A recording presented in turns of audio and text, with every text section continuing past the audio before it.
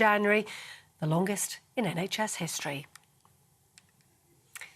West Midlands police officers' use of force in the course of their work has been underreported thousands of times.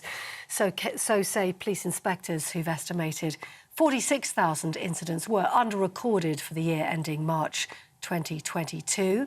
There were also serious concerns about how the force investigated crime, protected vulnerable people and managed both offenders and suspects. The force was previously placed under special measures after they'd been ruled inadequate in 3 out of 8 policing areas. That's the news on GB News, across the UK on TV, in your car, on digital radio and on your smart speaker. This is Britain's News Channel.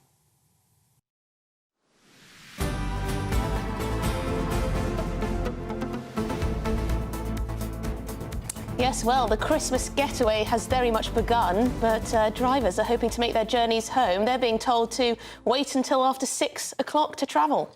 Meanwhile, on the railways, passengers are battling with high winds from Storm Pia, crowds and the aftermath of cancelled Eurostar trains. Yes, so GB News national reporter Theo Giacombo, we've sent him to St Pancras International. Theo, what's going on at St Pancras after the Eurostar was cancelled? Was it not? Have people made different arrangements, or is everyone coming today? Well, very good afternoon to you both. I have to start by saying it's probably good news for people who are wanting to come here. The queues have gone down dramatically. There's maybe dozens of people in the queue now getting into the station, heading towards their departure lounge to head to places like Paris and Brussels in mainland Europe.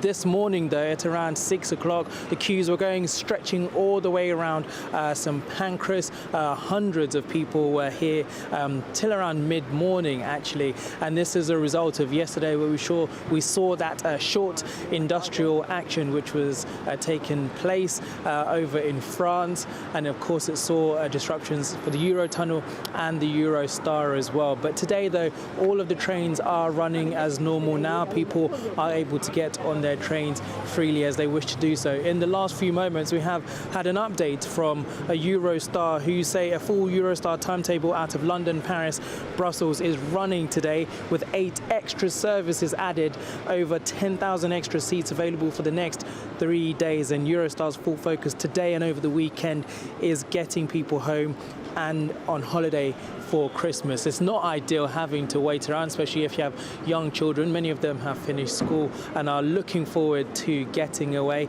and of course having to come here and wait for several hours. And perhaps yesterday they were here and their trains were cancelled, but for now, though, things are running back to normal as they should be. And Theo, breaking the last hour or so is news that will be a bitter blow to train commuters, that rail fares are going up another 4.9% from January. What more can you tell us on that? Yes, that's right. Well, we always get these updates every single year to see how much rail fares are going to go up. So next year in March, they're going up by 4.9%. And the price of your ticket will depend on how long your journey is, whether you have a rail card. But of course, for those who use trains regularly on a daily basis, all those pennies or even pounds will make a difference in the long run. But the government say, or shall I say the Department of Transport say, it's still below the rate of inflation, which they used the figure for middle of this year, which was 9%. And we've heard from the Transport Secretary, Mark Harper, saying, having met our target of halving inflation across the economy, this is a significant intervention by the government to cap the increase in all rail fares below last year's rise. And they say changing patterns after the pandemic meant that our railway is still losing money and requires significant subsidies. So this rise strikes a balance to keep our railways running while not overburdening our passengers. While on one hand, an increase is obviously difficult for people who may be feeling the squeeze at the moment, but of course it's less than the rate of inflation. And of course, all of these things today, though, is one thing for many passengers they'll be looking at and considering and looking forward into the future as well. Well, thank you very much indeed, Theo Jacomba, our national reporter who's outside St Pancras International. Seems like the trains are moving OK on the way to France, if that's the way you're travelling. So that's good news if you are trying to get out of the country. But I've seen the roads around Dover, absolute gridlock. Can I just say, I can't believe that the government are trying to spin this rail fare nice as some sort of a victory. So thank you for yet another increase in rail fares. It's like, come on, guys. Well, I think the problem is that the trains have been so unreliable, a lot down to strikes. I mean, every day there seemed to be a problem on my rail network anyway when I was using it to commute. You know, when you go to places like Germany or Japan, I was in Germany once and a train was 20 seconds late. They were so embarrassed and so apologetic, and yet in this country we just accept mediocrity. I mean, it's worse than mediocrity. Well, Clive's written in, he said he used to travel by rail all the time for business and pleasure, but now it's just too unreliable and he doesn't bother with it. And they want us to get out of our cars. Yeah. But anyway, turning to other news, the Home Office appears to have U-turned on plans to increase the salary thresholds Britons need to earn to bring foreign family members to live in the UK. It was scheduled to rise to £38,700. Yes, earlier this month, the Home Secretary, James Cleverly, announced the threshold for a family would rise to that figure, just shy of £39,000. But now it will only increase to £29,000 next spring. Yes, well, we can speak with Conservative Member of Parliament for Stoke-on-Trent North, Jonathan Gullis. Jonathan, I've had a little look at your Twitter feed, your X feed. You don't seem too impressed with this. Is this a U-turn? Well, first of all, may I wish you both a Merry Christmas and to all your viewers as well, and thank you for having me on the show. In terms of do I think this is a U-turn, it absolutely is, Emily. There's no doubt about it. This was never part of the announcement when it was originally made, supposedly the toughest set of measures that we've ever been implemented. And so I'm deeply disappointed to see a rowing back, essentially. Sadly, I think a few of my own colleagues were lobbying behind the scenes to make this change happen, which undermines our very efforts to deliver on the manifesto promise that we made, which is to get net migration down below the 2019 numbers, which was around the 230,000 figure. Instead, we're having to suffer with the 600 to 700,000 figure, which is totally unsustainable on our schools, on our NHS and other public services that we so desperately know we need to see working. Jonathan, what does this say about the government's intent to bring down those... are you still there? Has he gone? Jonathan? I was just going to ask... Hopefully we'll get him back. We'll try and get him back. I was just going to ask, what does this say about the government's intent to bring down those figures? And how are voters... Obviously, there's an election next year. What are Tory voters going to be making of this? It seems a bit of a strange decision when, you know, it was committed and it was pledged by the Home Office some weeks ago. And then already rolling back on it. Yeah. I mean, they have said, one Home Office minister has said that they're going to do it incrementally instead. But what does that mean? That means kicking the can down the road, doesn't it? But I want to ask why the government have done this. They've already gone through all the negative headlines, the backlash from various media commentators, from politicians from across the House. They've gone through all of that. Now they're bringing it back into the news with this U-turn. And also, they snuck it out late last night, probably thinking that nobody would pick it up. But here we are. Yeah. We have picked it up for you. We have picked it up for you. Oh, we do have Jonathan back. Excellent. Jonathan, I'll let Ben put his question to you there. Thanks for reappearing. Jonathan, I was just asking, what kind of message does this deliver to Tory voters and, of course, those sitting on the fence, those disillusioned traditional Conservative voters who are now feeling completely out of touch with the way the government are doing things, particularly on immigration? What kind of message does this give them before they head to the polls probably next year? Well, very fair question, Ben. And I'll tell you what the message it sends to me as a Conservative Member of Parliament. You know, we're meant to be acting now in good faith, working with the government to try and make sure this Rwanda legislation works.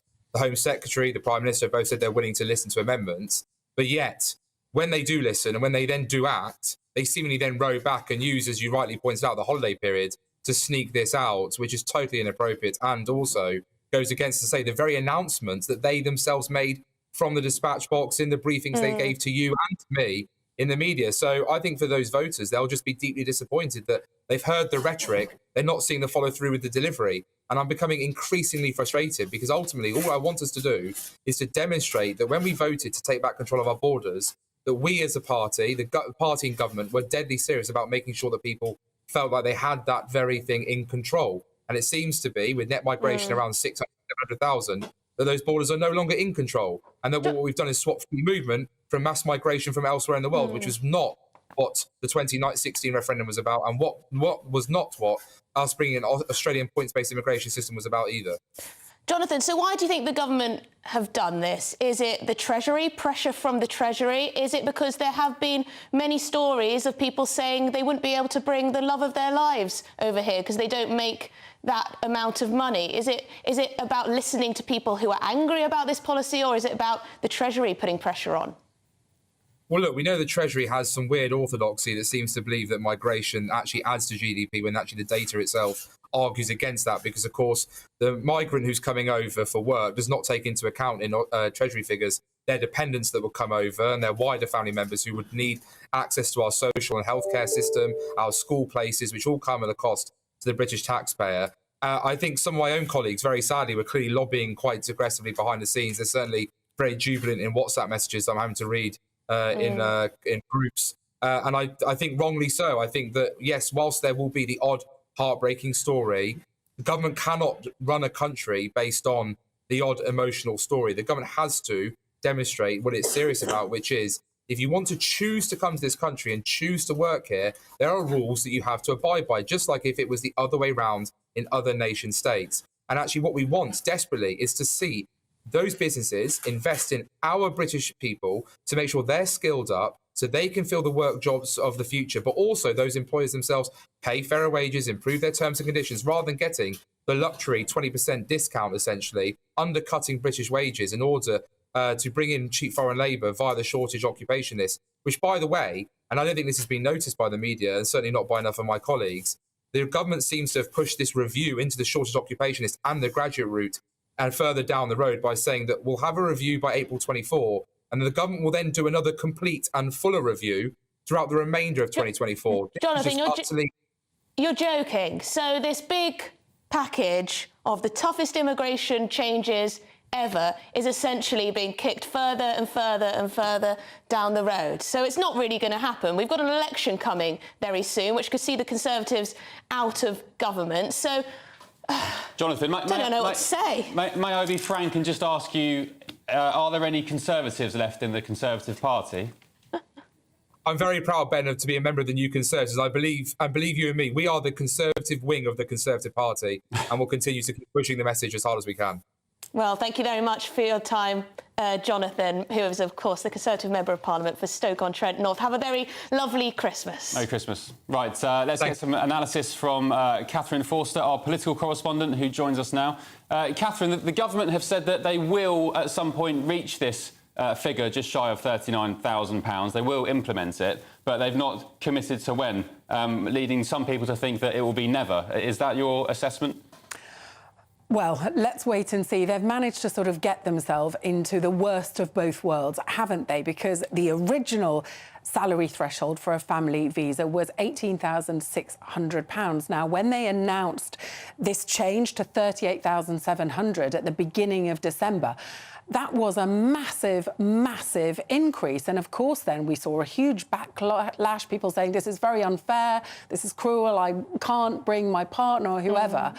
A massive backlash, and now they've sort of split the difference between 18,000 and 38,000, and they've arrived at this figure of 29,000.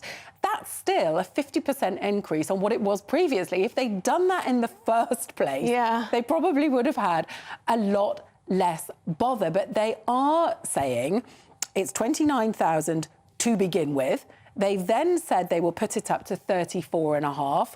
Exactly when is unclear, and ultimately it will go up to 38,700. But I'm not sure that that will ever happen. And as you've heard, the right of the Conservative Party bitterly unhappy. People like Jonathan Gullis, who was just saying, people like Miriam Cates.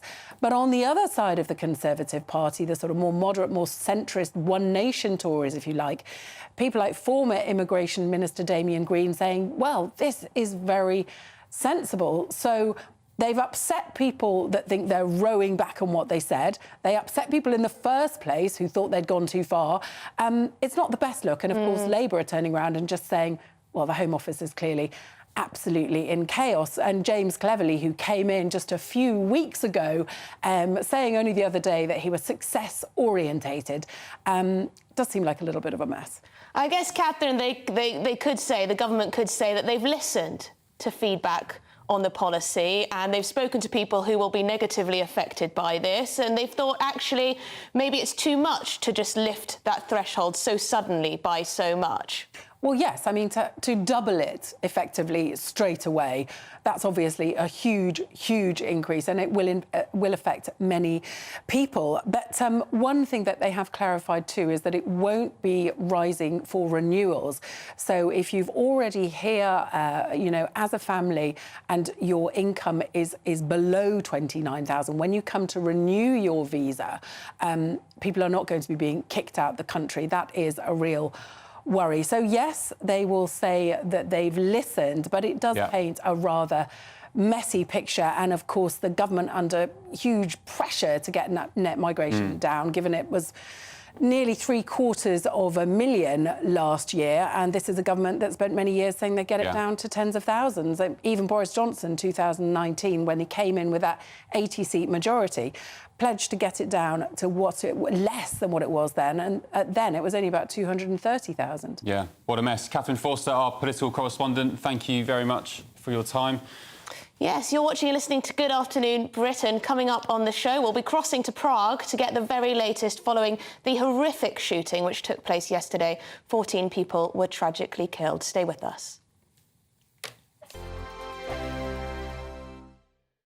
Join us every night on GB News at 11 p.m. for Headliners, which is 3 top comedians going through the next day's news stories, which is exactly what you need, because when the establishment has gone crazy, you need some craziness to make sense of it. Headliners. You don't have to bother reading the newspaper. We've got it covered for you. Every night at 11 p.m. and repeated every morning at 5 a.m. We won't send you to sleep like some of the other paper review shows out there. So join us 11 p.m. every night on GB News. The People's Channel, Britain's news channel. I think the most exciting bit for me is talking to people. People who I think are ignored often by the major news channels. We're going to give news they want to hear. There's a voice there that needs to be heard. I think there's a chance here for a diversity of opinion to be expressed, which you don't find elsewhere. It's really exciting. We don't hold back. We're free to say how decisions that are taken here affect us all around the country. Only on GB News, the People's Channel, Britain's news channel. I'm Michelle Dewberry, and I'm not here to tell you what to think. I'd much rather hear what you have to say. So send in your opinions to gbviews@gbnews.com. Keep them clean, and you never know, I might read them out. With my panel here on Jubes & Co, we debate, we get stuck into the issues of the day on a show where all views are welcome, especially yours. GB News, the People's Channel, Britain's news channel. In the GB Newsroom, we bring you the news as it happens. With our team of dedicated journalists across the UK, we're ready to give you accurate reporting every day. When the news breaks, we'll be there with bulletins on GB News, the People's Channel, Britain's news channel. Your weekend starts here with Friday Night Live with me, Mark Dolan, 8 till 9 on GB News. Big stories, big guests and big laughs as we get you ready for a cracking weekend. That's Friday Night Live with Mark Dolan. Fridays 8 till 9 on GB News. Bring your own drinks. The admission's free. Good afternoon, Britain. Good afternoon, Britain. Join us, Tom and Emily, To find out what's happening in the heart of Westminster. and why it matters to you. Weekdays from midday, we bring you the most compelling stories from across the United Kingdom. And from your doorstep to our inbox, That's right, we want to hear from you. GB News. Britain's news channel. Big news, big debates, big opinion. Patrick Christie's Tonight is the week's biggest show. Every weekday, 9 to 11 p.m, we've got the inside track on the day's top stories. There'll be sharp takes you won't get anywhere else. We will set the news agenda, not just follow it, and I want to bring you along for the ride. Whatever it is, we'll have our finger on the pulse. It's news, but it's this close to entertainment. Patrick Christie's Tonight, 9 to 11 p.m, only on GB News, the People's Channel, Britain's news channel. GB News is Britain's news channel, and now you can support it. All you have to do is scan that QR code that's up on your screen right now, or you can go to gbnews.com/support and become a GB News member. You'll have fantastic benefits. We're also going to organise special events where you as GB News members can meet the presenters, the on-screen faces. Scan the QR code or go to gbnews.com/support. Thank you so much.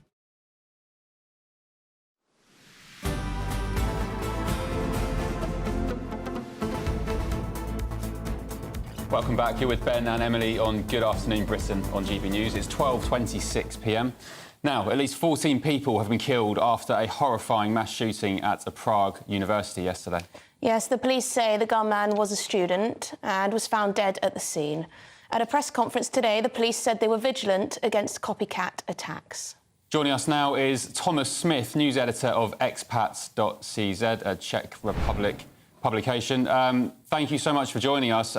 First of all, our condolences to what's happened in your country. Our thoughts are with you and everyone involved.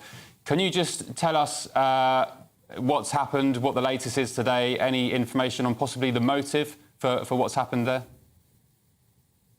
Yeah, so as you can imagine, the country is in a complete state of shock. The police have just issued an update saying that the total amount of dead are now 15, including the killer. The killer is confirmed to have committed suicide as well. He shot himself in the head when he was swarmed by police. As for the motive, it is still uncertain. What we do know about him is that he is 24 years old. He is a white male, and he was actually a student at the Faculty of Arts at Charles University, where he carried out the attack. Now, he actually killed his father a few hours prior to his mass attack, then traveled to Prague to commit more murders. There are also unverified reports on the social media app Telegram that show his plans in the 2 weeks or so prior to yesterday of him actually wanting to carry out this attack. He said he was inspired by a Russian schoolgirl, a 14-year-old girl, who killed 2 people in early December. So that's kind of the main information we have so far. Truly horrifying, the scenes we saw yesterday, students clinging to the side of the building, something completely dramatic that many of us have never seen before. Now, we also understand, am I right, that there were 2 other murders in a woodland area that the police may now be linking to this gunman? Yeah, that's precisely correct. So last Friday afternoon, so exactly 1 week ago, a 32-year-old man and his 2-month-old daughter were found shot dead in a forest in the east edge of Prague. Police have been undertaking a manhunt since then, looking for the perpetrator. And after searching the shooter's father's house yesterday, so bear in mind the shooter killed his dad in the early afternoon. So after they searched the house, they found an item that links the 2 murders together. So police do think that Thursday afternoon's mass shooter is also potentially responsible for the murder in the forest. However, it's not 100% clear, and the police do advise not to make any direct conclusions just yet. Thomas, can you tell us what the gun laws are like in the Czech Republic? Can you own weapons with a permit, or what's it like? So the gun laws in the Czech Republic are actually relatively strict, and the Czech Republic has a pretty good history in terms of gun violence. There aren't many mass shootings. There was a shooting, I believe, in 2019, where about 7 people, I think, were killed in a hospital. From what I believe, trying to own a gun in the country is quite hard. You do have to go through rigorous testing, examinations. You have to go through a psychological assessment as well. So it's not so easy to obtain one. Police have also said that the shooter actually owned 6 firearms, and when he was found dead in the faculty in the building, he also had a range of firearms and ammunition with him. So if the police had not intervened sooner, it's more than likely there would have been far more deaths. There have also been reports, Thomas, that one of the victims of the shooting has now been named. These are reports. Lenka Klavkova, who was the head of the university's musicology department. So we're beginning to hear the names of some of the victims of this shooting. How's the feeling on the ground in terms of how the police responded? They've said that they responded as quickly as possible. 4 minutes it took them to get to the scene. Precisely, yes, exactly. It took between the first call and the first police officer, it was exactly 4 minutes. There were over 200 police officers involved. They evacuated the area extremely quickly. Everything was cordoned off until midnight. And they found the attacker very, very soon. The problem was the attacker was on the roof of the building, so it was extremely hard to neutralize him. The attacker was actually shooting from the 4th floor down at the public. It was completely indiscriminate. Unfortunately and very tragically, one girl who was trying to escape from the attacker, she was on the window ledge. She slipped and unfortunately she fell to her death. That was the only indirect death. That was not shooting related. But the Interior Minister, Vít Rakušan, he did praise the police's response. And at the moment in Prague, there is a mood of massive apprehension, I would say, and caution. There is a massively increased presence of police in the centre now. Christmas markets have, while they have not been cancelled, Christmas shows have been called off. And a minute of silence will be held tomorrow afternoon. The government announced a day of mourning for Saturday for the whole day, and all the flags on administrative buildings will be hung at half-mast. Yes, the additional sadness of this being so close to Christmas. Thank you very much for your time, Thomas Smith. Really appreciate it. News editor of the Czech website Expats. Such awful news. Now, you're watching and listening to Good Afternoon Britain. Don't go anywhere, because up next, we'll be discussing all things royal, the economy. Could we be heading for a recession? Hope not. And Sir Keir Starmer, is he election ready? He says he is. All this to come, but first of all, it's your news.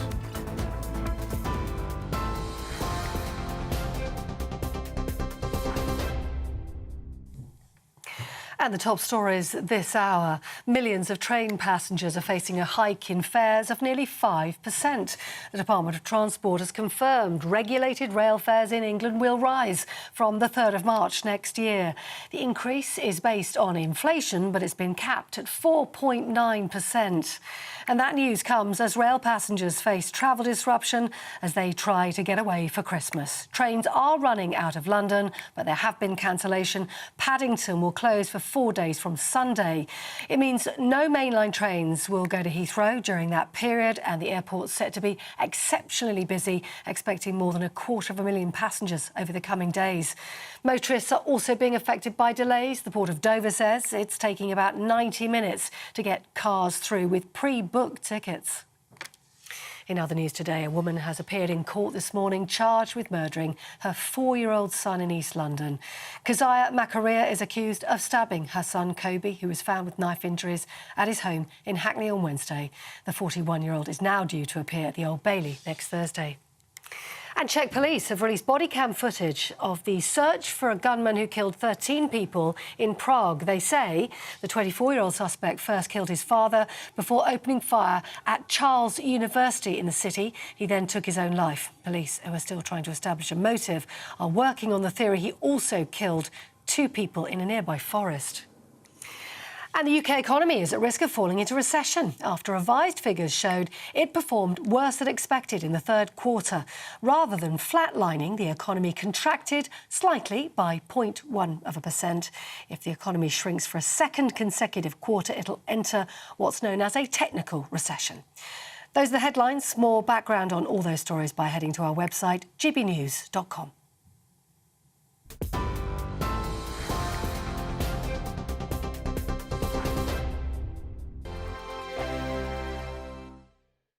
Wake up to the headlines with Headliners every morning at 5 a.m. We treat you to the day's biggest stories before anyone else, 7 days a week. You can catch up on everything you need to know before you've even had your kippers.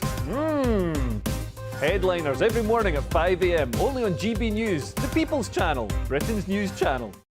I'm Andrew Doyle. Join me at 7 o'clock every Sunday night for Free Speech Nation, the show where I tackle the week's biggest stories in politics and current affairs with the help of my 2 comedian panellists and a variety of special guests. Free Speech Nation, Sunday nights from 7 on GB News, the People's Channel, Britain's news channel. Big news, big debates, big opinion. Patrick Christie's Tonight is the week's biggest show. Every weekday, 9 to 11 p.m, we've got the inside track on the day's top stories. There'll be sharp takes you won't get anywhere else. We will set the news agenda, not just follow it, and I want to bring you along for the ride. Whatever it is, we'll have our finger on the pulse. It's news, but it's this close to entertainment. Patrick Christie's Tonight, 9 to 11 p.m, only on GB News, the People's Channel, Britain's news channel. Now then, Lee Anderson here. Join me on GB News on my show, The Real World, every Friday at 7 p.m. I'm not eating bloody cat. Are you Delicious. mental? Open your mouth. OK, here comes a train. Reminds me of the scene in Singing in the Rain. Adam, is that a good one? Whoa! Join me at 7 on GB News, Britain's news channel.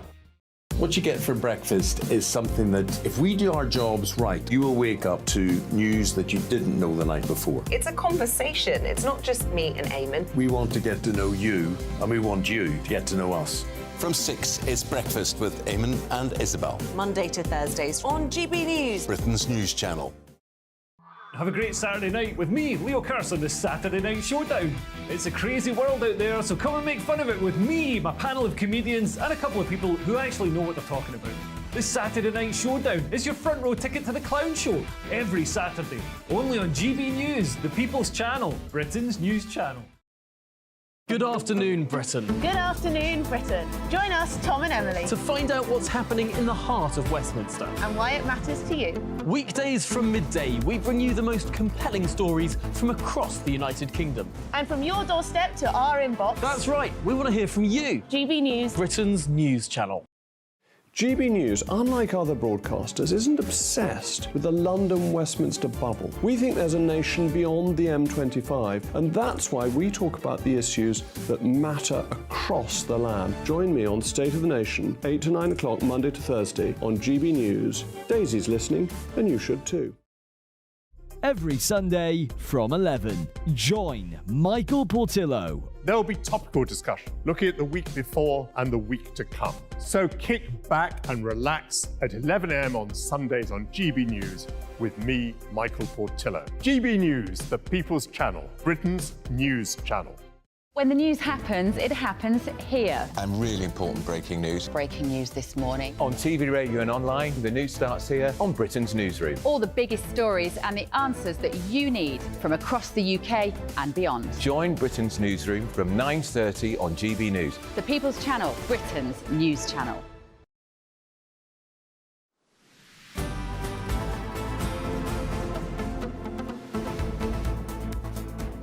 Welcome back. You're with Ben and Emily on Good Afternoon Britain on GB News. Lots of emails coming in about your travel woes.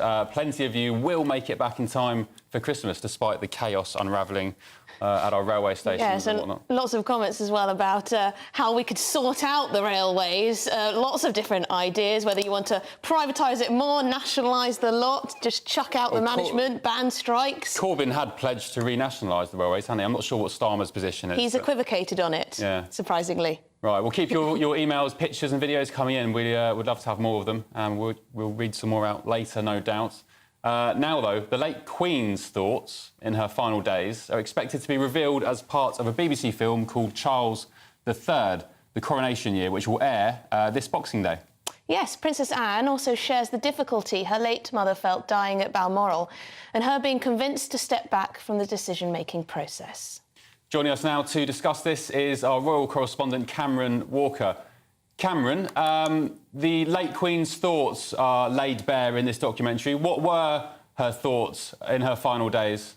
Yeah, it certainly is, and I think it shows that the Queen, even in her final moments, was really thinking about her duty and indeed other people as well. So Princess Anne has spoken as part of this BBC documentary looking behind the scenes at the coronation year of King Charles III, and in it she talks about the fact that they had to really persuade the late Queen, but it is okay to die at Balmoral. She's not going to be a burden, and it's definitely not going to be an inconvenience that she died in her Scottish retreat, which is thought is where she privately wanted to spend her last moments. Because, of course, we had Operation Unicorn, which had been in the planning trying for decades of getting the Queen's coffin in a nice way from Scotland back to London. We had the service at St Giles Cathedral where she laid at rest, where Scottish people could pay their last respects before her coffin was flown back to London. So yes, some pretty poignant thoughts from the late Queen's daughter there.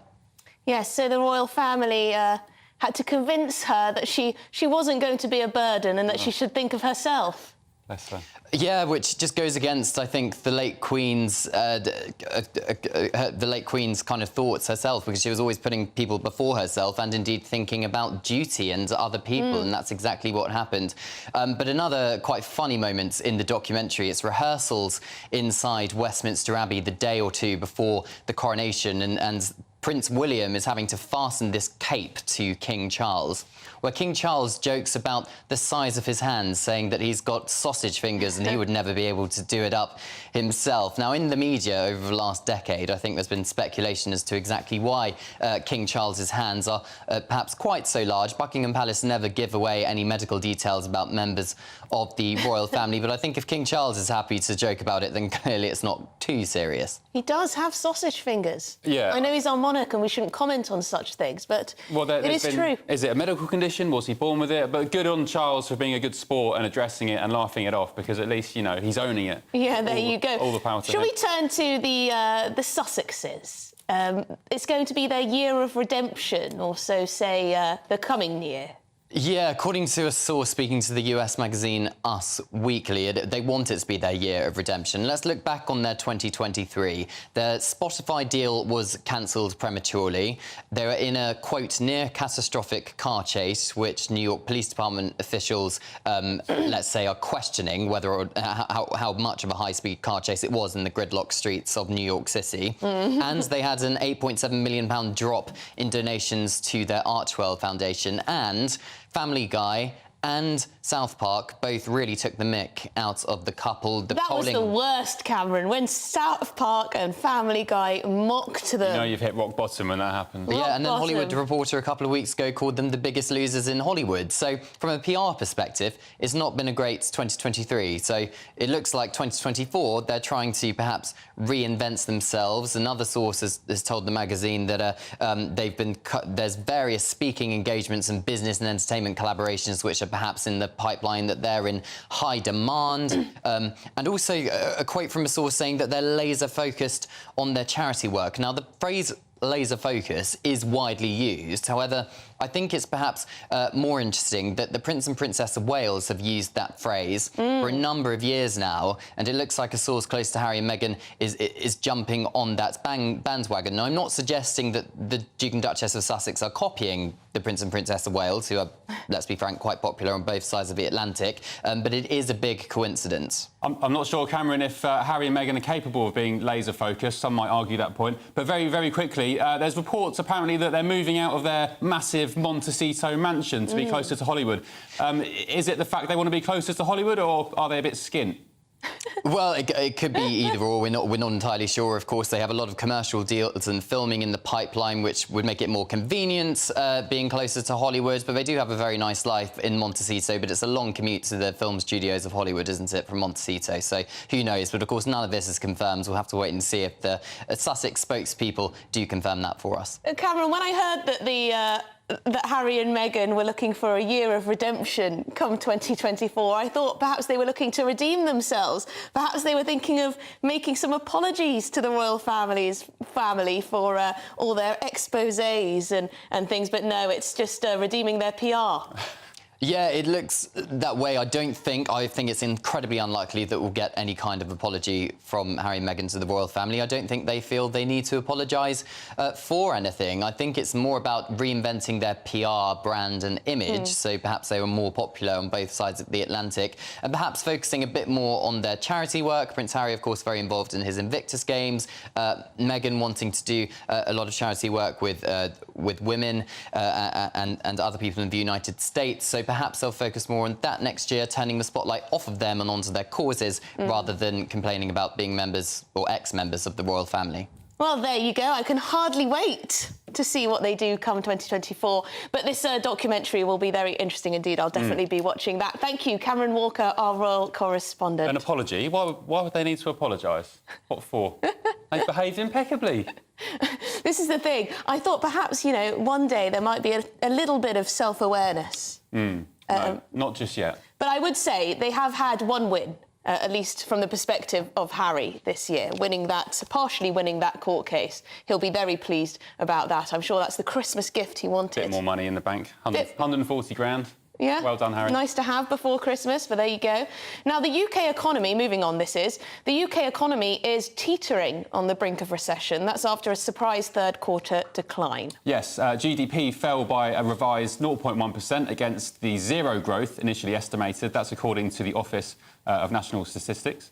So, joining us now is independent economist Julian Jessup. Julian, very nice to have you on the show. Great to speak to you. Thank you. So tell us, are we in peril? Are we teetering on the edge of recession? Well, I think we are. I mean, this is clearly bad news. You mentioned the headline figures, but if you look at GDP per head, so the amount of output or income for each person in the country, it did actually fall in both the second and the third quarters of this year. So on that definition, we are already in recession. So I think we should be worried. That said, there are some more recent signs that things are improving a little bit.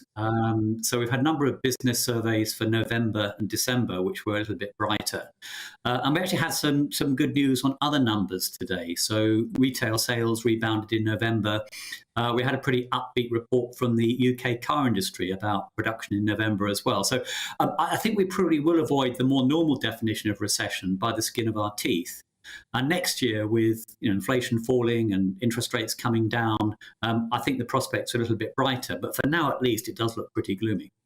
And how are we looking compared to our European competitors or friends? Well, it's no consolation, of course, but the UK isn't alone in seeing weak growth at the moment. There's now a long list of countries where output did shrink in the third quarter of this year. So we had a 0.1% fall in the UK, exactly the same fall in both Germany and France and in the euro area as a whole. And there are plenty of countries that saw bigger falls than we did, including, by the way, Canada and Japan. So it's not just in the rest of Europe. So the bigger picture there is that we're all being hit by the same thing. We had that massive surge in inflation. Central banks around the world are raising interest rates, and the UK has been hit by that pretty much the same as every other major economy has. So, I wouldn't blame the government. I wouldn't necessarily blame Brexit for this either.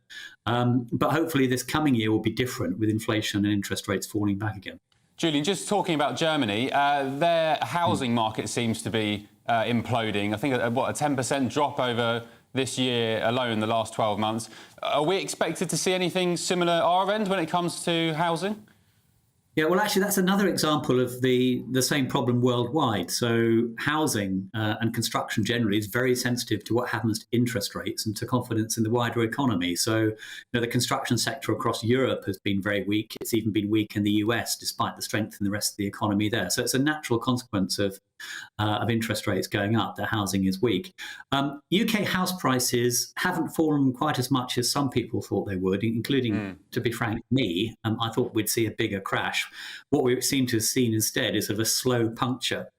But if you look at what's happened to house prices in the UK compared to what's happened to overall inflation, then actually we have seen a pretty steep drop of about 15% in real house prices. I think they probably will stabilise next year because interest rates will come down and there's still, of course, a massive shortage of supply. But house prices are not going to be owning a house is not going to be a big positive for people over the next few years either. Well, thank you very much indeed for your time, Julian Jessup, independent economist, and have a very lovely Christmas. Now, to a GB News exclusive. Sir Keir Starmer says Labour are ready for a general election. His party currently leads by roughly 17 points in the polls. 17? Thought it was closer to 20. We'll have to fact-check that. Still not bad. Speaking exclusively to our political editor, Christopher Hope, the Labour leader said he was primed for a vote as soon as May. Should we take a listen? We are ready for a general election. I've had my whole team on a general election footing for some time now. I think that given the complete state of failure now in the country. There's a real sense that everything is broken, nothing is working, that the sooner that election comes, the better, because for millions of people, they can't afford to wait any longer for that general election. Well, there we have it. GB News political editor Christopher Hope joins us now. Fresh from Estonia. Yes, welcome back. Hope you're not too tired, Chris. Sterling effort out there. Great interview as well. Now, look, Starmer's been accused of cosplaying a soldier by wearing that military jacket on that trip. Is he also cosplaying a PM in waiting, or is he the real deal? I was lucky enough to be out there with the Labour team. I mean, he was given that gear to wear by the army, and then he put it on. I mean, I was asked if we weren't offered it because we weren't there, I suppose, on the official visit. We were watching it happen. So I think had he said no to the army, it might look a bit churlish. I mean, I think he had to basically he put on what he was given. So to be fair to him, he was told to put on this gear. Of course, it does look very good. Labour have just put out a video of his trip to Estonia, to this NATO base where he met with British troops, served them some food, saw some tanks in action. I mean, it's the kind of trip which you might expect the Prime Minister to have done. Instead, he hasn't done it, and the Leader of the Opposition has done it. And, of course, it's done with the MOD support. They help him do it. And it does help him really differentiate between his predecessor, Jeremy Corbyn, who, of course, famously said he wouldn't fire a nuclear weapon to protect Britain, and Keir Starmer. And we asked him that question for GB News: would you fire a nuclear weapon? And he made very clear that if he had to, he wouldn't not do it. In a sense that with a deterrent, you can't say if you're going to fire it, but you must hold out the idea that you might if asked. So I think he's making all the right move for somebody who could be Prime Minister this time next year. Yes, he definitely is. I mean, you also spoke to him about the migrant crisis, the illegal migration crisis in particular. With regards to his stop the boat policy, he's considering offshore processing. Yeah, that's quite a big scoop in this interview, because before that, the approach from Labour has been to beef up work with authorities on the continent, to do more bilateral deals, work more closely with Europol in The Hague. But they're watching this Rwanda plan. The Labour don't like it much because for them it's a deportation plan. Essentially, when migrants are moved from the UK, arriving here legally, processed in Rwanda 5,000 miles away, they can't come back. It's a deportation plan. But other European countries, Germany, Italy and others, are looking at these offshore processing platforms, places where that might be, rather than having people living in hotels, which is upsetting communities in the UK. Let's see if they can be processed elsewhere, with the option of coming to the UK if they pass all the requirements. And that's where I think Labour is going. And he first revealed in that interview that that's what Labour could do if it's proved to work. I think that's probably Labour's answer to the Rwanda plan, if that comes to pass, and if it starts to work next May and June time, when the Prime Minister, Mr Sunak, hopes the first planes will take off. So, Chris, was James cleverly talking rubbish yesterday when he accused Labour and Starmer of inching towards a migrant quota system of the EU as their way of dealing with the migrant crisis? Well, that's a different issue, Ben, isn't it? So the idea that Labour's talked about this, about sharing quotas of migrants and sharing the load of the migration crisis with European Union countries. And that it really is not what people who voted for Brexit thought they were signing up for, to share a certain number of migrants, maybe 100,000 or so, or your tens of thousands of migrants who are in continental Europe and moved here and tried to share the load. That's not really where I think people who voted for Brexit are, and that's certainly an attack line from the Tory party, and that's not what Sir Keir is saying, but that is an idea I think Labour have raised in the past. And Christopher, just very quickly, is it fair your old paper are making a thing about his who Keir Starmer represented back in the day when he was a criminal barrister? Is it fair to attack him on this? Yeah, so this is part of the drumbeat of election. I think Sir Keir Starmer fired the starting gun on that interview with GB News yesterday. He said very clearly, the sooner it's called, the better. We are ready for it. Now, if the election was held on the day of the English local elections in May, it's 19 weeks from yesterday. If you count back 6 weeks for the long period of the election, that's only 3 months away. Chris, great stuff. And we're seeing all play out now. We'll be back. Chris, we'll get back to you very soon. But coming up, we'll have the latest on Christmas travel chaos up and down the country. Looks like things are heating up. Boxed boilers, sponsors of weather on GB News. Hello, I'm Alex Deakin, and this is your latest weather update from the Met Office for GB News. Still windy out there today, not as windy as yesterday. Most places pretty drab, with some places staying fairly soggy, particularly if you're stuck under this weather front. It's been bringing rain to northwest England, southwest Scotland through the night and much of the morning. The rain will ease a little bit here, but it stays pretty damp. Some rain at times getting into the Midlands and much of western Scotland. Northeast Scotland seeing some wintry showers, more snow to come across Shetland, where there is a Met Office warning in place. Much of southern England, Wales, a good chunk of Northern Ireland, just dry but fairly cloudy, not too much in the way of sunshine. Pretty mild, though, for the time of year, 10 to 12 degrees. Colder, though, in the far northeast, where the weather remains pretty wintry, and increasing chance tonight of seeing some rain turning to snow. That could be quite heavy, and we have a Met Office yellow warning in place across parts of the northeast mainland and the Northern Isles for that snow and ice risk overnight and into Saturday morning.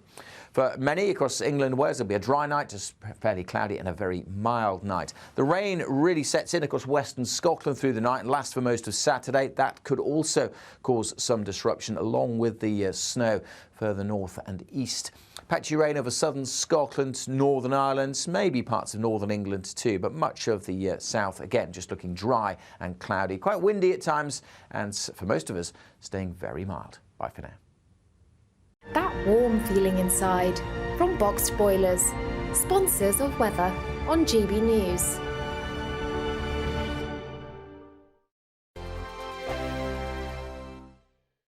Your weekend starts here with Friday Night Live with me, Mark Dolan, 8 till 9 on GB News. Big stories, big guests and big laughs as we get you ready for a cracking weekend. That's Friday Night Live with Mark Dolan, Fridays 8 till 9 on GB News. Bring your own drinks, the admission's free. In the GB Newsroom, we bring you the news as it happens. With our team of dedicated journalists across the UK, we're ready to give you accurate reporting every day. When the news breaks, we'll be there with bulletins on GB News, the People's Channel, Britain's news channel. Big news, big debates, big opinion. Patrick Christie's Tonight is the week's biggest show. Every weekday, 9 to 11 p.m, we've got the inside track on the day's top stories. There'll be sharp takes you won't get anywhere else. We will set the news agenda, not just follow it, and I want to bring you along for the ride. Whatever it is, we'll have our finger on the pulse. It's news, but it's this close to entertainment. Patrick Christie's Tonight, 9 to 11 p.m, only on GB News, the People's Channel, Britain's news channel. Join us every night on GB News at 11 p.m. for Headliners, which is 3 top comedians going through the next day's news stories, which is exactly what you need, because when the establishment has gone crazy, you need some craziness to make sense of it. Headliners. You don't have to bother reading the newspaper. We've got it covered for you. Every night at 11 p.m. and repeated every morning at 5 a.m. We won't send you to sleep like some of the other paper review shows out there. So join us 11 p.m. every night on GB News, the People's Channel, Britain's news channel. I'm Michelle Dewberry, and I'm not here to tell you what to think. I'd much rather hear what you have to say. So send in your opinions to gbviews@gbnews.com. Keep them clean, and you never know, I might read them out. With my panel here on Jubes & Co, we debate, we get stuck into the issues of the day on a show where all views are welcome, especially yours. GB News, the People's Channel, Britain's news channel. Tired of the usual focus-tested, pre-prepared Westminster runaround? Well, so am I. So you want higher taxes? Is your department to blame for this? Are you rethinking this policy? Every Sunday at 9:30, I'll be sitting down with those in power to get the truth about the issues affecting you. Let's be honest, we've known about the cost pressures of this project for years, not months. That's the Camilla Tominey Show, a politics show with personality. On GB News, the People's Channel, Britain's news channel. I think the most exciting bit for me is talking to people. People who I think are ignored often by the major news channels. We're going to give news they want to hear. There's a voice there that needs to be heard. I think there's a chance here for a diversity of opinion to be expressed, which you don't find elsewhere. It's really exciting. We don't hold back. We're free to say how decisions that are taken here affect us all around the country. Only on GB News, the People's Channel, Britain's news channel. Good afternoon, Britain. Good afternoon, Britain. Join us, Tom and Emily, To find out what's happening in the heart of Westminster. and why it matters to you. Weekdays from midday, we bring you the most compelling stories from across the United Kingdom. And from your doorstep to our inbox. That's right, we want to hear from you. GB News, Britain's news channel.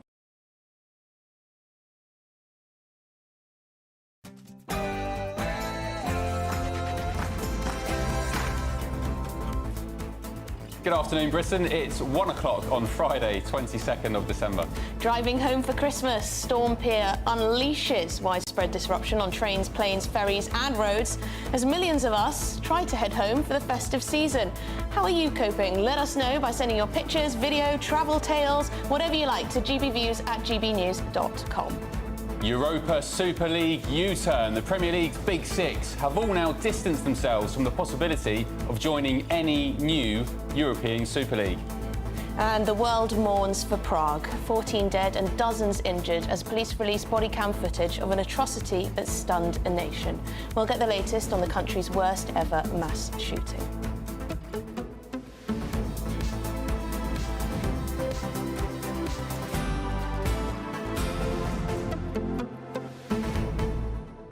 Now explain to me, Ben, what's going on with this football story. So Arsenal are the latest club to come out. Yes, well, it sounds like even more clubs to the Big Six: Arsenal, Liverpool, Spurs, Manchester United, Chelsea. I think they're included in that. So during COVID, I'm not sure if you remember, 2020, I remember. All those big clubs came out and said, we're going to join a European Super League with the biggest and best clubs from across the continent: Real Madrid, Barcelona, Paris Saint-Germain, and on and on.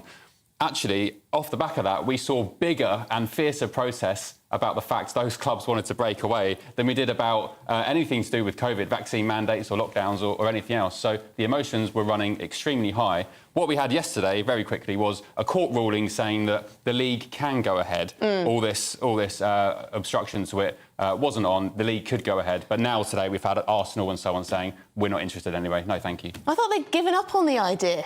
Yeah, well, it was going through this court ruling in Europe. So, yeah. Well, let us know your thoughts, gbviews@gbnews.com, and do keep the travel chaos emails coming through. We love to see them. But first, let's get the headlines with Polly.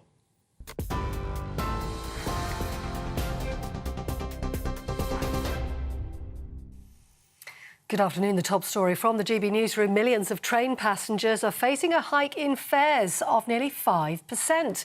The Department of Transport has confirmed regulated rail fares in England will rise from the 3rd of March next year. That increase is based on inflation, but it's been capped at 4.9%. And that news coming as rail passengers face travel disruption as they try to get away for Christmas. Trains are running out of London today, but there have been cancellations. Don't forget Paddington Station in West London closing for 4 days from Sunday, Christmas Eve. That means no mainline trains going to Heathrow during that period. The airport as well set to be exceptionally busy this year, expecting more than 250,000 passengers over the coming days. And on the roads, motorists are being affected by delays. The Port of Dover saying it's taking about 90 minutes right now to process cars. That's cars with pre-booked tickets. Travel editor Lisa Mino told GB News people do need to be patient at this time. Today is predicted to be the busiest day, and that's because you've got normal commuters, normal truck drivers on the roads. At the same time, you've got all of those people that are starting to head away for Christmas. So today is going to be the big point. They're also talking about a lunch crunch. It's going to be the point where actually lunchtime is going to be the busiest day on all of the next 3 days. So between 12 and 2, that's you really don't want to find yourself on any of the roads in the UK network. Now, a woman has appeared in court charged with murdering her 4-year-old son in East London. Keziah Makaria is accused of stabbing her boy, Kobe, who was found with knife injuries at home in Hackney. He was taken to hospital, but he died on Wednesday. A post-mortem will take place next Thursday. His mother's also due to appear at the Old Bailey the same day. And Czech police have confirmed 13 people were killed yesterday by a gunman in Prague. No foreigners, though, they say, among the victims. They've released body cam footage showing officers arriving at the Charles University where the gunman was prowling as they searched for him. Police are saying the 24-year-old suspect first killed his father before targeting students there. 27 people were taken to 6 hospitals. 12 remain in a serious condition. At least one, is in a critical condition. The gunman, who had a gun licence and no criminal record, took his own life. In news here at home, the economy is at risk of falling into recession after revised figures showed it performed worse than expected in the third quarter of this year. Rather than flatlining, the economy contracted by 0.1%. If the economy shrinks for a second consecutive quarter, it's going to enter what's known as a technical recession. Shadow Financial Secretary to the Treasury, James Murray, blames the government. This is yet more evidence of failure from Rishi Sunak. He's already failed to cut waiting lists, he's failed to stop the boats, and now it's been confirmed that he's failed to grow the economy too. And actually, this is just the latest in 13 years of economic failure from the Conservatives, which has left people across Britain worse off. I'm very worried about the economic forecasts for this country. If you look at the growth forecasts issued by the Office of Budget Responsibility earlier in the autumn, they've cut the growth forecast for the next 3 years. Ministers have reversed their plans to increase the minimum wage needed for a family to live in the UK on a family visa. The Home Office had previously hiked the threshold to £38,700, but that figure is now standing at £29,000. It's part of the government's plans to tackle the number of people coming into the UK, but it has drawn some criticism from people who say it will break up families. The Home Secretary says the plans will bring the total net migration figure down by 300,000 people every year. Patients are being warned of potential disruption to health services as junior doctors continue walkouts in England in an ongoing dispute about pay. It's after talks broke down between the government and the British Medical Association early this month. The strike action is continuing until tomorrow morning, and that walkout is going to be followed by a 6-day strike at the start of January. That will be the longest strike in NHS history. And from the longest to the shortest day of the year, as thousands of people gathered at Stonehenge this morning for the annual winter solstice. Today's late sunrise was at 9 minutes past 8. It is the shortest day, though, so the sun will set just after 4 o'clock today as the Earth's axis is tilted at its very farthest away from the sun. The winter solstice, known as Yuletide, is a big celebration of light and rebirth of the sun, which has been celebrated for thousands of years. Happy shortest day. You're with GB News across the UK on TV, in your car, on digital radio and on your smart speaker by saying play GB News. This is Britain's news channel.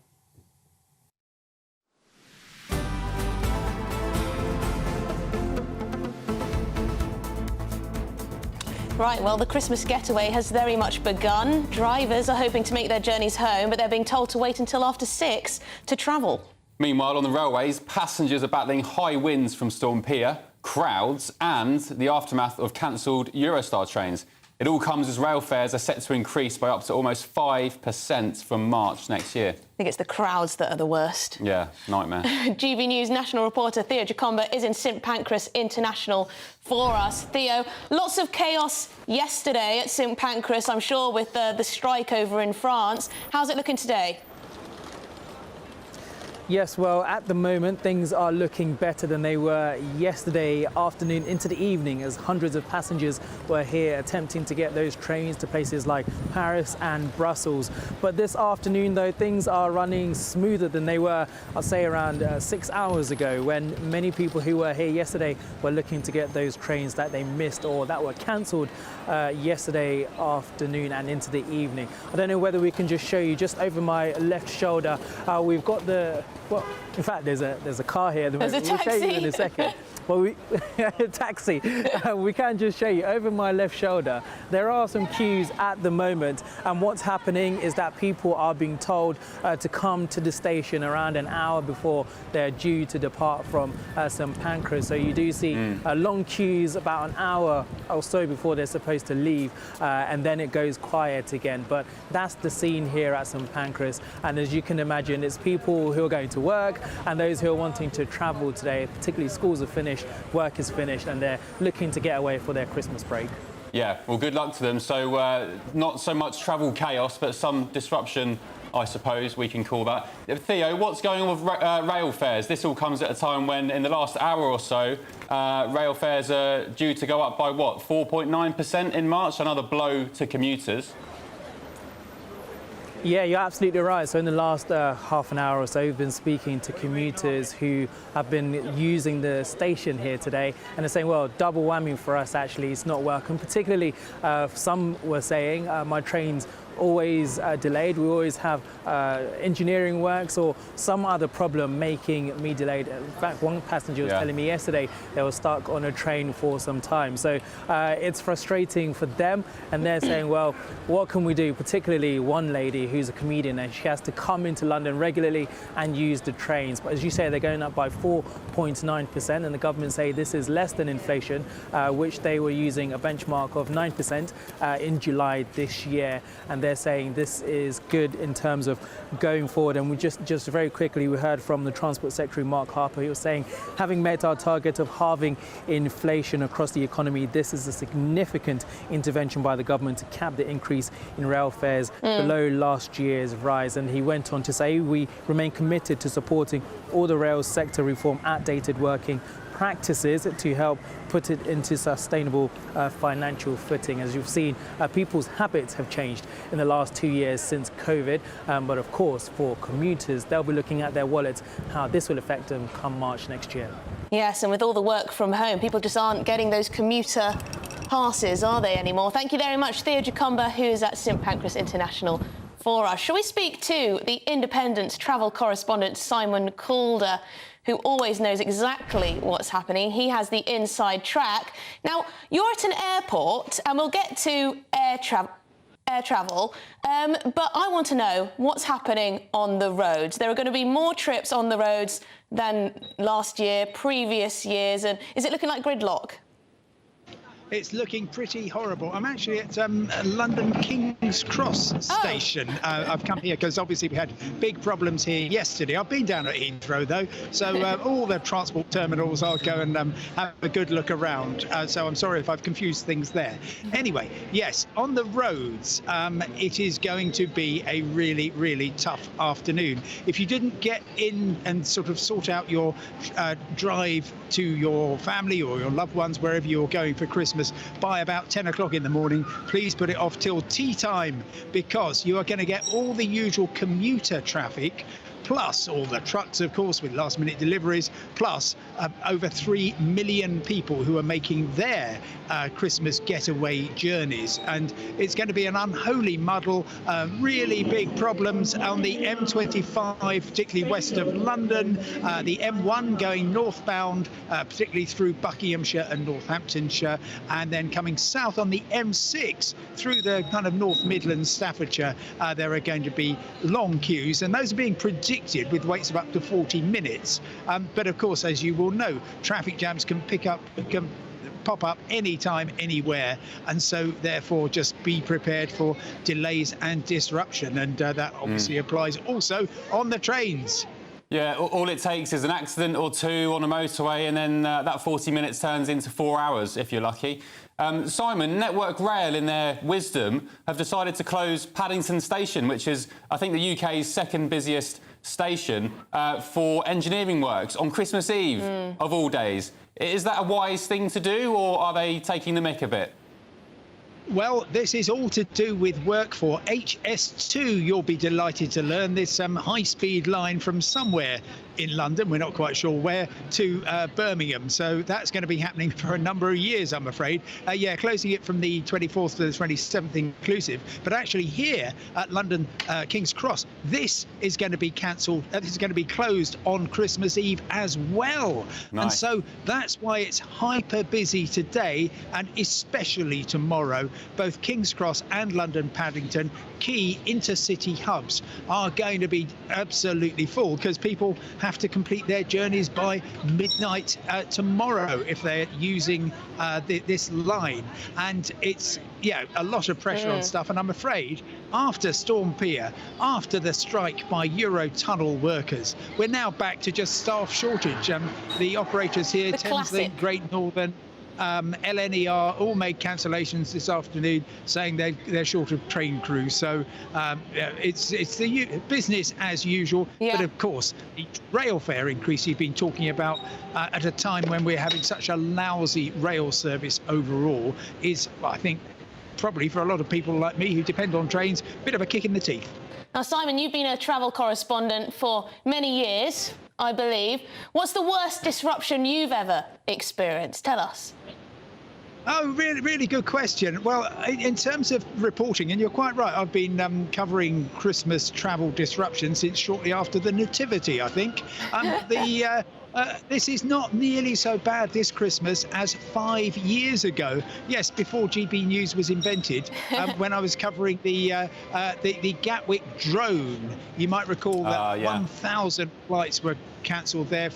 150,000 people affected, and as a result of that, well, many people didn't get where they wanted to be. In 2013 we had flooding at Gatwick on Christmas Eve, and that was really cruel because a lot of people simply couldn't get where they were going, and instead of being off in somewhere wonderful and exotic, they woke up on Christmas morning in a hotel in Crawley. And then 2010 it snowed at Heathrow, and Heathrow couldn't cope, and everything kind of shut down there. So the good thing is that we've got a couple of days to get where we need to go. So even I've been talking this morning to a lot of passengers across St Pancras about their journeys. They were trying to travel yesterday, and it looks, with the extra trains that Eurostar have put on, that most people will get to their destinations, although it will probably be late, and they will probably be quite cheesed off when they finally arrive. Great stuff. Travel correspondent Simon Calder, grateful as ever for your expertise and analysis. That's why it's good to speak to someone who has many years of experience in this. You get a sense of perspective, don't you? There's always been a year where it's been worse. That Gatwick drone story was amazing. I don't think they've ever found out who was responsible. They did at one point arrest this couple who were a sort of drone enthusiast. Oh, yes. And they ended up suing Sussex Police for a lot of money. It was a great story. Great story. If you're a news hound. So there you go. Let us know how you're doing in driving home for Christmas, or however way you're planning to move around in the next couple of days. Let us know. gbviews@gbnews.com. OK, let's go to Prague now, where Czech police have confirmed that there were 13 people killed by a gunman in the capital. Yes, that's the revised figure, 13 people killed. They've also released body cam footage showing officers arriving at Charles University as they searched for the attacker. Police say the 24-year-old suspect killed his father before targeting students. 27 people were taken to 6 hospitals.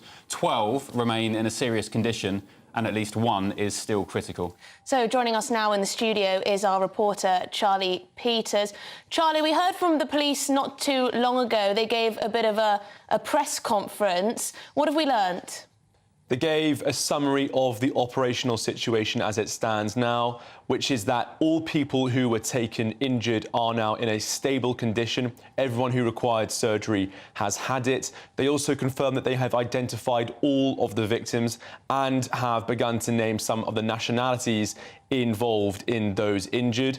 And they also went out to defend their record, defend how they engage with the response. In Czech media and on social media as well, the police have come under heavy criticism for the time it took for them to respond. They showed body cam footage of armed officers arriving at Charles University in central Prague, in the Old Town, within 4 minutes after the first call. And they showed the coordination of well over 200 units on scene, operating outside and inside the department where the shooting was taking place. They also confirmed that the attacker, a 24-year-old master's student, did kill himself after the officers reached the roof where he was positioned. They said that actually when it was confirmed that the shooter was on the roof, they struggled to get access, and that delayed their approach towards his location. They also confirmed that there was a significant amount of ammunition around the area. And as Prague is in a state of near silence, there was time for memorial this morning. A mourning process took place with several political leaders attending, but press conferences have continued. And in the last few moments, we've heard from the Czech Interior Minister, who says this is reality. not some detective TV series, warning against some of the misinformation being spread in this case, which he said has led to hotlines being blocked by people panicking with reports shared online not actually accurately reflecting the situation, potentially reports of additional shooters or accomplices in this case. He also went on to say, we can only share information that is verified. As soon as we have more information, we release it. They also came under criticism for not naming some of the victims quickly last night, and for families engaged in this situation very concerned. They didn't want to notify those families until they had absolute certainty. So the police both defending their record this morning and explaining some of the situation as it took place last night. They also confirmed that there is an investigative link between yesterday's shooter and the killing on Friday last week of a father and their 2-month infant, and indeed confirmed that the shooter had killed his father yesterday early afternoon before driving to central Prague for this mass shooting attack last night. But we expect further updates this afternoon as the Interior Minister continues that press conference. Charlie Peters, GB News reporter, thank you very much. All deaths, of course, tragic, but a 2-month-old infant. Well, it's truly horrifying. Goodness me. But yes, there's always huge amounts of misinformation when there's a shock attack like this. People speculating. The perils of social left, right and centre. The perils of social media. OK, but there you go. Coming up, as the latest Premier League's Big Six have all now distanced themselves from the possibility of joining that hotly contested new European Super League, we'll discuss all that and the latest from who is going to join the league, Real Madrid, Barcelona, Paris Saint-Germain maybe, shortly after the break. This is GB News with Ben and Emily on Britain's News Channel.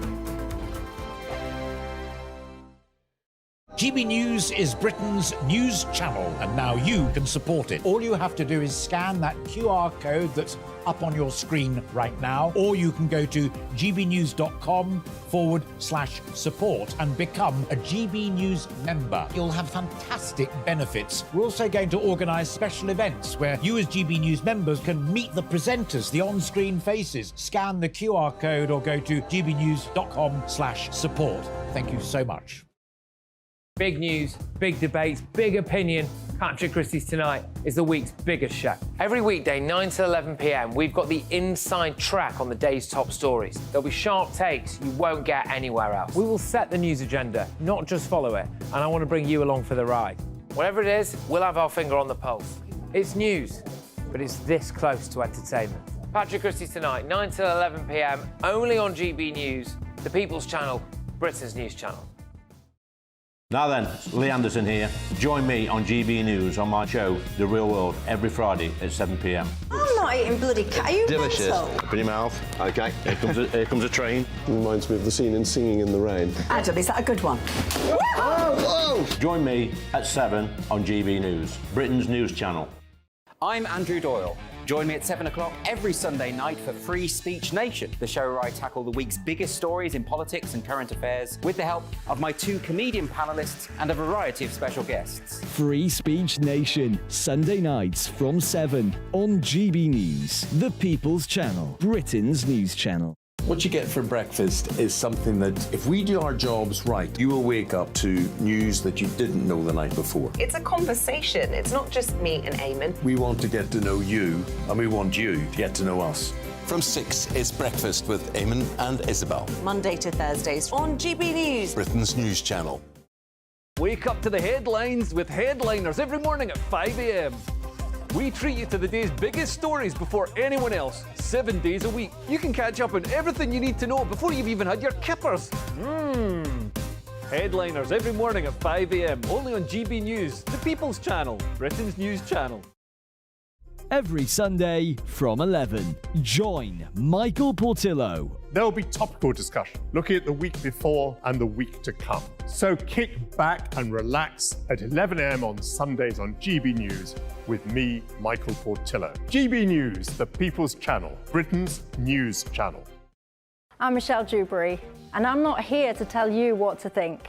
I'd much rather hear what you have to say. So send in your opinions to gbviews at gbnews.com. Keep them clean, and you never know, I might read them out.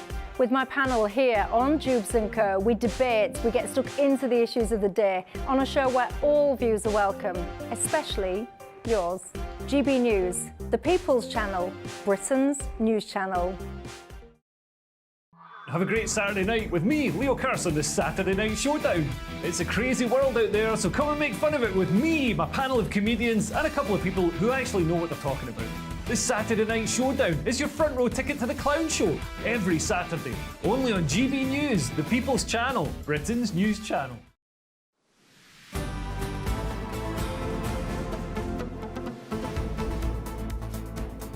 Welcome back. This is Good Afternoon Britain with me, Emily Carver, and Ben Leo. Now, the Premier League's Big Six have all now distanced themselves from the possibility of joining any new European Super League. Arsenal became the last of the clubs who joined the original Super League in 2021 to confirm their position earlier today. We've also heard breaking news. We've heard what Keir Starmer makes of this all, so we'll let you know what he's had to say in just a moment. Yes. Now, Arsenal, the Gunners, they issued a statement saying they will continue in UEFA competitions, such as the Champions League, which they currently play in, despite a European Court of Justice ruling which has at least opened the possibility of a club-led tournament to rival the Champions League from being launched. Well, let's speak with sports broadcaster Chris Scudder. Thank you for joining us, Chris.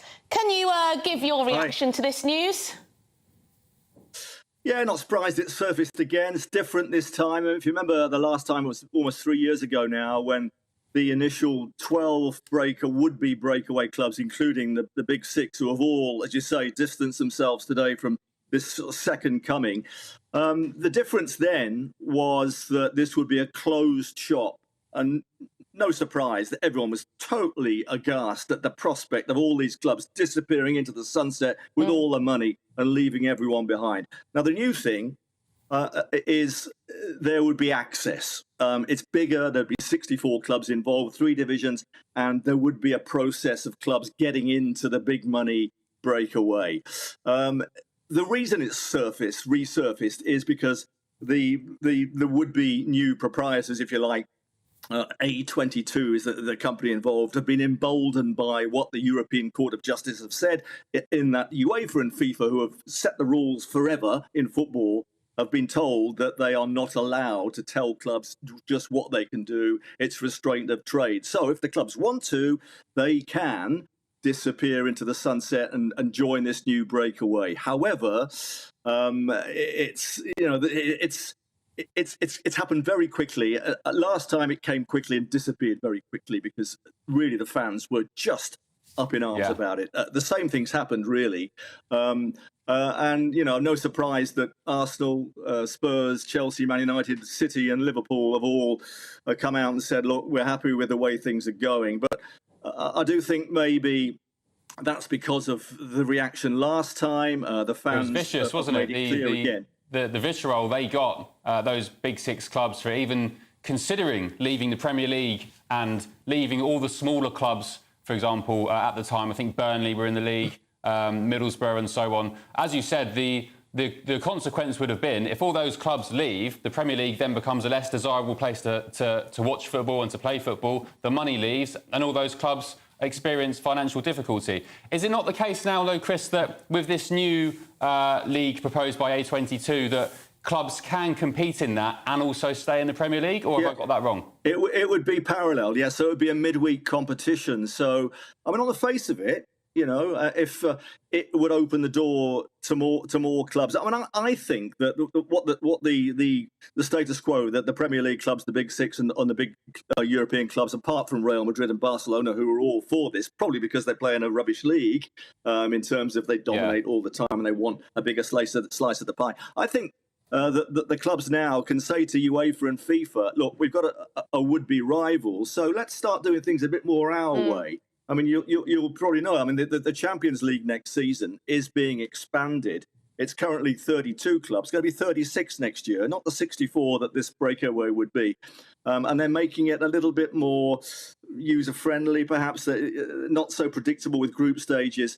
But I just think, there are a lot of gripes the clubs have with the governing bodies, UEFA and FIFA, at the moment. I think maybe they can start to say, hang on a minute, there is an alternative here. Can we start doing things a bit our way? because the players are they are knackered, to use another word. I mean, there's football all the time, and if they've got an outlet somewhere else to go, then they can say, well, can we change things a bit, please, possibly. Yeah. Knackered, not least during the Christmas period when they're jam-packed with games well into the new year. Well, Chris Scudder, thank you so much, sports broadcaster, on the latest on the European Super League. And I must say, because I did say to viewers that I would tell you what Keir Starmer has to say about this, because everyone's been waiting to hear what he says about this. He says, for too long, football fans have been treated as an afterthought. If I'm Prime Minister, I'll make sure the European Super League doesn't happen.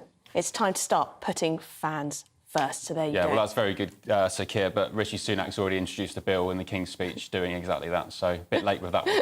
Well, there you go. In other news, the University of Bradford has launched a new scholarship that will help it attract white working-class males onto university courses. White male students who are in this economic demographic and living in Bradford will be eligible to receive a bursary of £400 a month towards living costs while studying at the university. Now, only 1.7% of that cohort makes up Bradford University's student body currently. Well, Conservative MP Ben Bradley told GB News why he approves of the scheme. I think Bradford University are doing absolutely the right thing, to be honest. The Equality Act is fundamentally flawed, in my view. Really, race should play no part in what access you get or support you get into higher education or anything else from that perspective. But under the law as it stands, the Equality Act, it asks people to help those who are underrepresented. And very often it can be a difficult thing to convince people that often white working class boys are the most underrepresented or have the most challenges statistically, and all the data says that that is the case in education in particular. So if you're going to use it properly, then this is how you should use it. Bradford are doing exactly the right thing, and it's only just over 1%, I think, of their student cohort is white working class boys, which is mad. So I'm really pleased that they are stepping up, that they're being brave about it, because I've no doubt they'll get some stick, but under the law it's exactly the right thing. More fundamentally, the Equality Act, in my view, doesn't tackle discrimination, it just embeds a different kind of discrimination, and I think it needs more fundamental reform. Well, that was the Conservative Ben Bradley MP. He's been talking about this for a long time. I think this is the first time ever a university has done this specifically for white working class boys. But there you go. Let us know what you think. gbviews@gbnews.com. Is it the right thing to give a bursary on the grounds of being a white working class male? Let us know your thoughts. But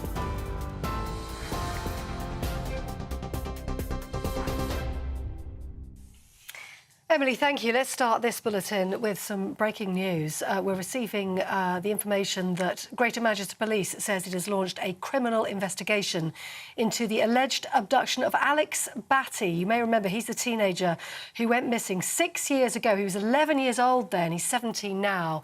And that was during a holiday with his mother, who was not his legal guardian. Well, he's returned to the UK last week. He was found by a delivery driver walking around in the Pyrenees in France. He told the delivery driver his story, who reported the entire episode to the gendarmerie, and it has developed from there. It is a developing story.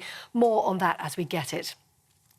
In the meantime, millions of train passengers are facing a nearly 5% hike in rail fares. The Department of Transport confirming regulated fares in England will rise from the 3rd of March next year. That increase based on inflation, but capped at 4.9%. And that news coming as rail passengers face travel disruption as they try to get away this Christmas. Trains, we understand, are running out of London, but there have been cancellations, so best to check with the line you're travelling on. But Paddington, remember, is closed for 4 days from Sunday.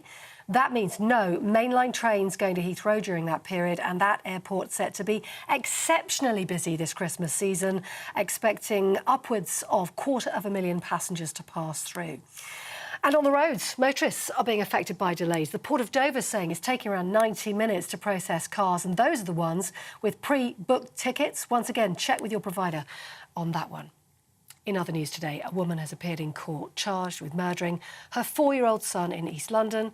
Keziah Makaria is accused of stabbing little Kobe, who was found with knife injuries at a home in Hackney on Wednesday. The 41-year-old mother now due to appear at the Old Bailey next Thursday. And as you've been hearing, Czech police have released body cam footage and search for the gunman who killed 13 people in Prague yesterday. They say the 24-year-old suspect killed his father first before opening fire at Charles University, which you can see if you're watching on television now on that body cam footage. We understand then he took his own life. Police, who are still trying to establish his motive, are working on the theory he was also responsible for the deaths of 2 people in a nearby forest. Those are the latest news headlines. More background to all those stories by heading to our website, gbnews.com.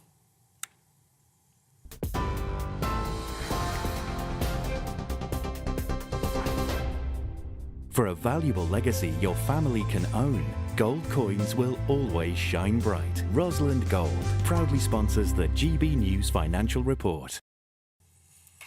And a quick snapshot of today's markets for you. The pound buying you $1.2718 and €1.1538. The price of gold is £1,620.30 an ounce. And the FTSE 100 currently standing at 7,697 points. Rosalind Gold proudly sponsors the GB News Financial Report. Join us every night on GB News at 11 p.m. for Headliners, which is 3 top comedians going through the next day's news stories, which is exactly what you need, because when the establishment has gone crazy, you need some craziness to make sense of it. Headliners. You don't have to bother reading the newspaper. We've got it covered for you. Every night at 11 p.m. and repeated every morning at 5 a.m. We won't send you to sleep like some of the other paper review shows out there. So join us 11 p.m. every night on GB News. The People's Channel, Britain's news channel. I think the most exciting bit for me is talking to people. People who I think are ignored often by the major news channels. We're going to give news they want to hear. There's a voice there that needs to be heard. I think there's a chance here for a diversity of opinion to be expressed, which you don't find elsewhere. It's really exciting. We don't hold back. We're free to say how decisions that are taken here affect us all around the country. Only on GB News, the People's Channel, Britain's news channel. I'm Michelle Dewberry, and I'm not here to tell you what to think. I'd much rather hear what you have to say. So send in your opinions to gbviews@gbnews.com. Keep them clean, and you never know, I might read them out. With my panel here on Jubes & Co, we debate, we get stuck into the issues of the day on a show where all views are welcome, especially yours. GB News, the People's Channel, Britain's news channel. In the GB Newsroom, we bring you the news as it happens. With our team of dedicated journalists across the UK, we're ready to give you accurate reporting every day. When the news breaks, we'll be there with bulletins on GB News, the People's Channel, Britain's news channel. Your weekend starts here with Friday Night Live with me, Mark Dolan, 8 till 9 on GB News. Big stories, big guests and big laughs as we get you ready for a cracking weekend. That's Friday Night Live with Mark Dolan, Fridays 8 till 9 on GB News. Bring your own drinks, the admission's free. Good afternoon, Britain. Good afternoon, Britain. Join us, Tom and Emily, To find out what's happening in the heart of Westminster. and why it matters to you. Weekdays from midday, we bring you the most compelling stories from across the United Kingdom. And from your doorstep to our inbox. That's right, we want to hear from you. GB News, Britain's news channel. Big news, big debates, big opinion. Patrick Christie's Tonight is the week's biggest show. Every weekday, 9 to 11 p.m, we've got the inside track on the day's top stories. There'll be sharp takes you won't get anywhere else. We will set the news agenda, not just follow it, and I want to bring you along for the ride. Whatever it is, we'll have our finger on the pulse. It's news, but it's this close to entertainment. Patrick Christie's Tonight, 9 to 11 p.m, only on GB News, the People's Channel, Britain's news channel. GB News is Britain's news channel, and now you can support it. All you have to do is scan that QR code that's up on your screen right now, or you can go to gbnews.com/support and become a GB News member. You'll have fantastic benefits. We're also going to organise special events where you as GB News members can meet the presenters, the on-screen faces. Scan the QR code or go to gbnews.com/support. Thank you so much.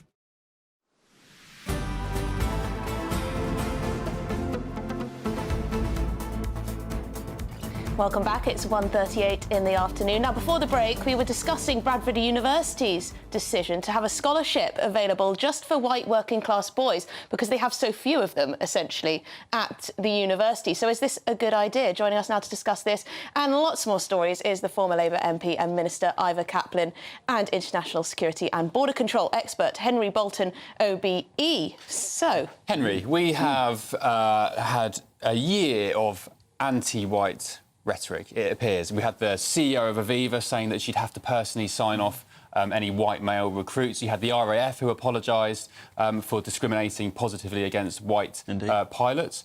Is this now the pendulum swinging the other way, finally? Well, I don't know. I mean, we've got a long way to go, haven't we? I mean, in preparing for this, I looked up what the proportion of white people in the UK is. It's 82%.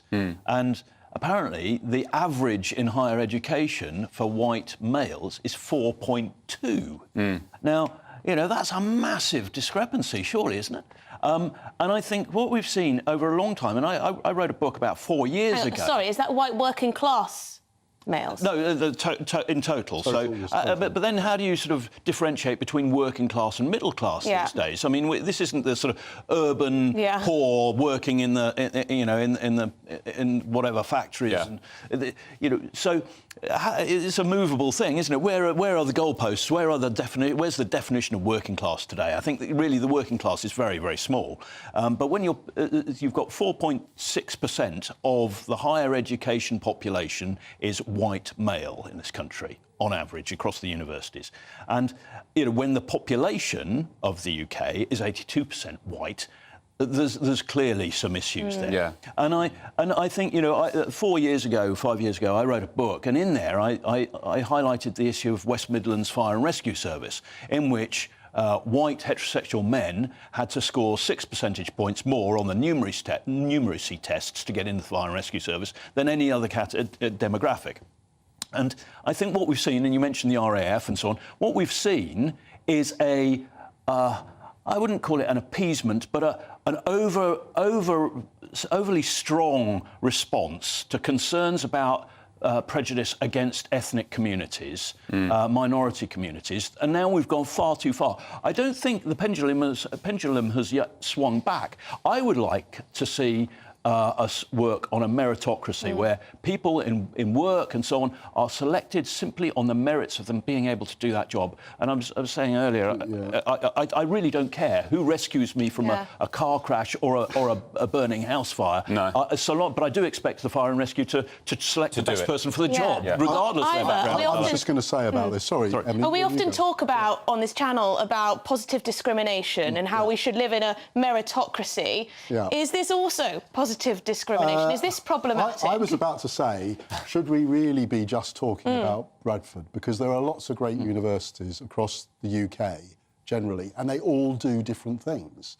Even, where I live, we have two great universities, Sussex and University of Brighton, and they absolutely do different things. And it's happening all the time. And I just think it's a constant, as we were just saying earlier, of where the country but you do mention they do different things, but in particular, Dulwich College and Winchester College, a year or so ago, turned down a £1 million donation for poor white boys from the philanthropist Sir Brian Thwaites in his will, because they thought it would break positive discrimination laws. Why are we now seeing that Bradford is allowed to do this, but those poor white boys at those two private schools is actually what you're trying to say there, Ben. I think that's what they were just making a decision related to their own school, which they're perfectly entitled to do. That's the point there.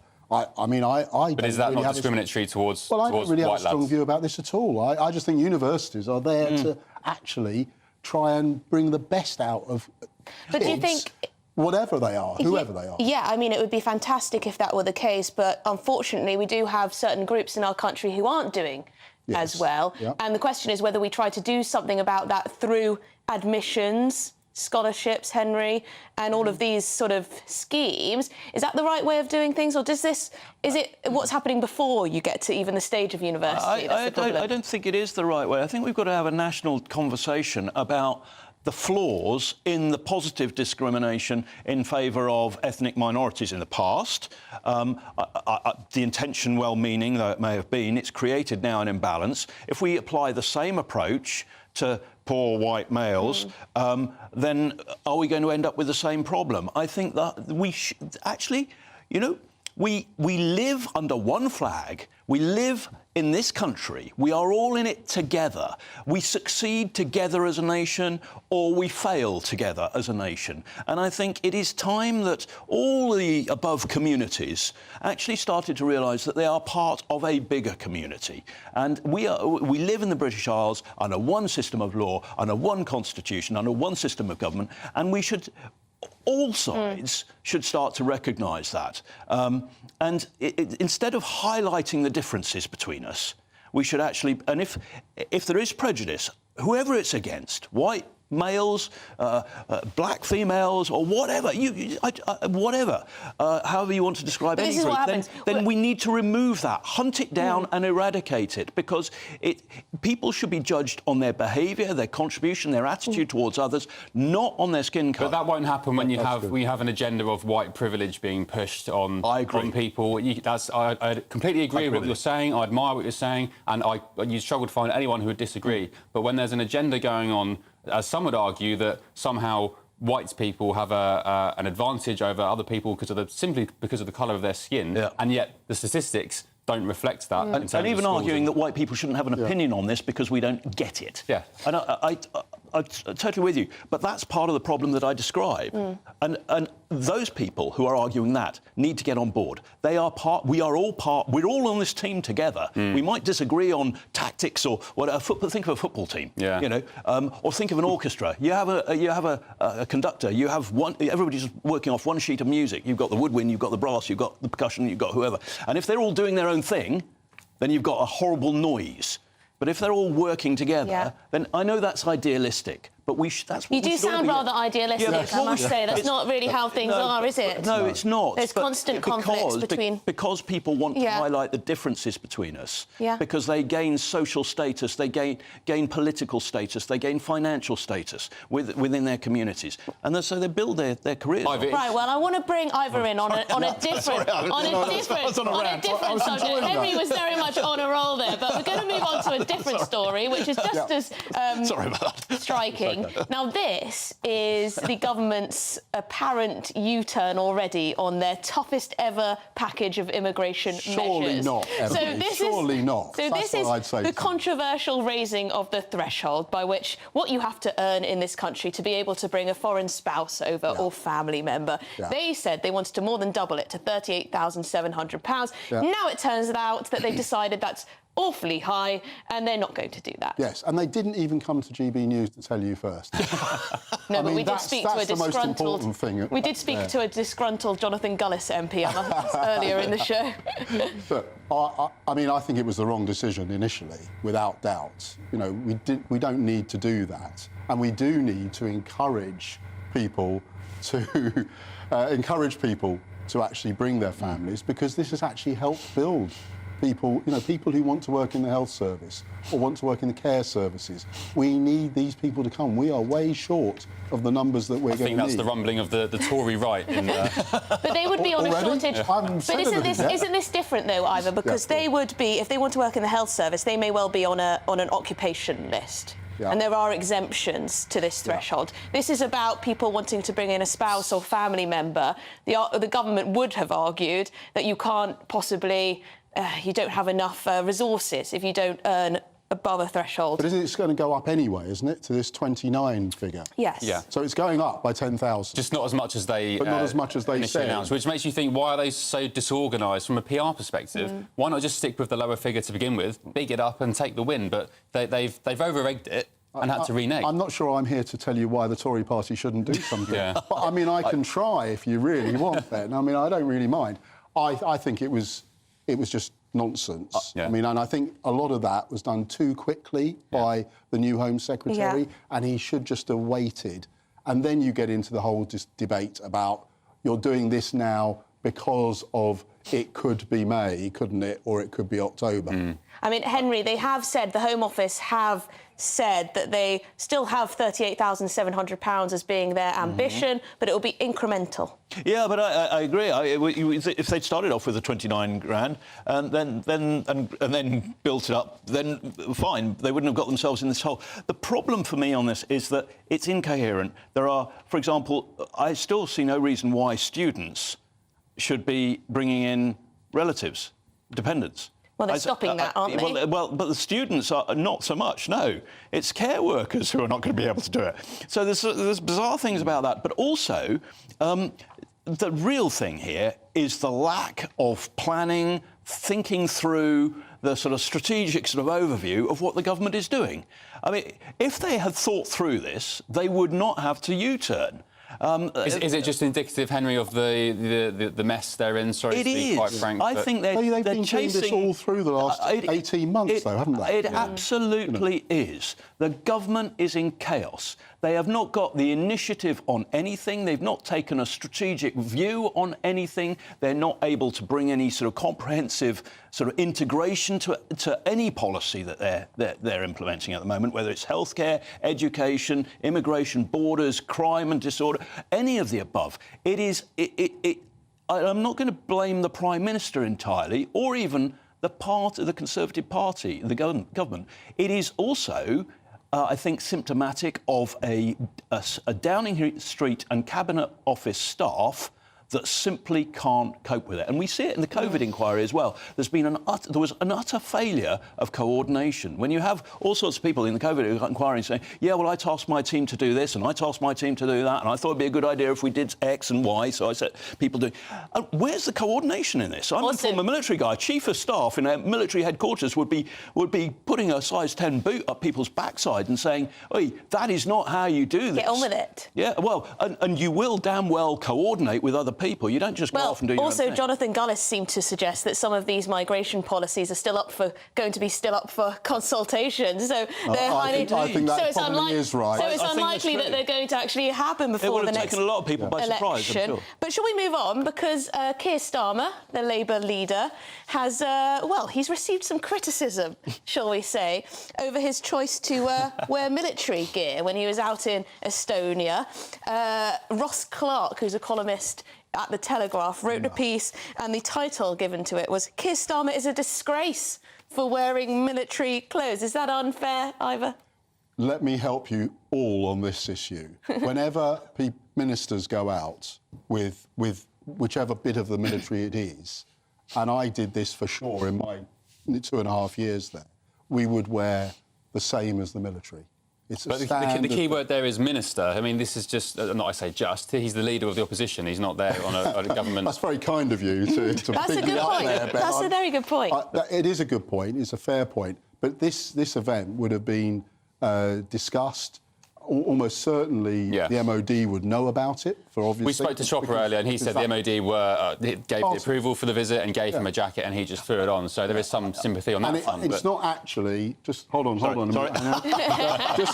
It's not actually got badges and all that. Yeah. It's just the jacket, and it's something when you're out and about... Well, it shouldn't have any badges on it. No, but when you're out and about, Emily, you actually do need that kind of... And I suppose the argument is that you're rallying the troops, you're giving them moral support, you want to be... The whole reason he's there is to be with them and you know, give them... John Healey was with him as well. Does it annoy real soldiers, though? That's the question, Henry. No. And I say, well, it might some, because they're probably opposed to Keir Starmer. But don't ever go down that route, because once you do it, they all tell you who they're against. Yeah, I know. And it's everyone, but basically. Margaret Thatcher came to visit my regiment, well, not my regiment, it wasn't my personal regiment, but I was a member of the Royal Hussars when Margaret Thatcher came to visit us in Germany.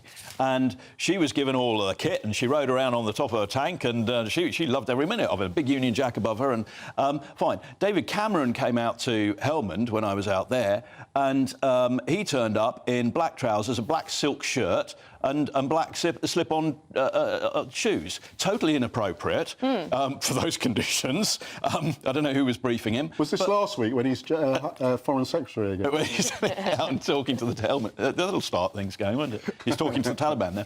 But And, you know, so the military have got, you know, will say, well, hang on a minute, you need to wear this or you need to do that. Yeah. The military will be fully prepared. They'll have sized up whoever's coming. They will give you a jacket. They will say, and a helmet and a pair of boots or whatever they think you need. And they will say, here you go, stick that on. Just let me say, I went out one evening with the guys in Somerset. Yep. And you've got 30 seconds. OK, that's fine. That's all I need here, because they said to me, this is going to be very bad. And so halfway through, they said, do you want to go in and just have some dinner? And I said, yes, that's the best idea I've heard for a long time.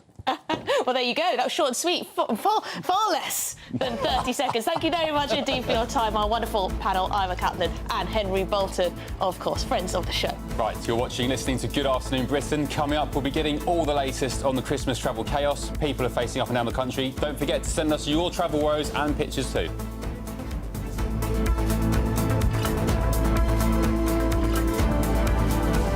Looks like things are heating up. Boxed boilers, sponsors of weather on GB News. Hello, I'm Alex Deakin, and this is your latest weather update from the Met Office for GB News. Still windy out there today, not as windy as yesterday. Most places pretty drab, with some places staying fairly soggy, particularly if you're stuck under this weather front. It's been bringing rain to northwest England, southwest Scotland through the night and much of the morning. The rain will ease a little bit here, but it stays pretty damp. Some rain at times getting into the Midlands and much of western Scotland. Northeast Scotland seeing some wintry showers, more snow to come across Shetland, where there is a Met Office warning in place. Much of southern England, Wales, a good chunk of Northern Ireland, just dry but fairly cloudy, not too much in the way of sunshine. Pretty mild, though, for the time of year, 10 to 12 degrees. Colder, though, in the far northeast, where the weather remains pretty wintry, and increasing chance tonight of seeing some rain turning to snow. That could be quite heavy. And we have a Met Office yellow warning in place across parts of the northeast mainland and the Northern Isles for that snow and ice risk overnight and into Saturday morning. For many across England and Wales, it'll be a dry night, just fairly cloudy, and a very mild night. The rain really sets in across western Scotland through the night and lasts for most of Saturday. That could also cause some disruption, along with the snow further north and east. Patchy rain over southern Scotland, Northern Ireland, maybe parts of northern England too, but much of the south, again, just looking dry and cloudy. Quite windy at times, and for most of us, staying very mild. Bye for now. That warm feeling inside from Boxed Boilers, sponsors of weather on GB News.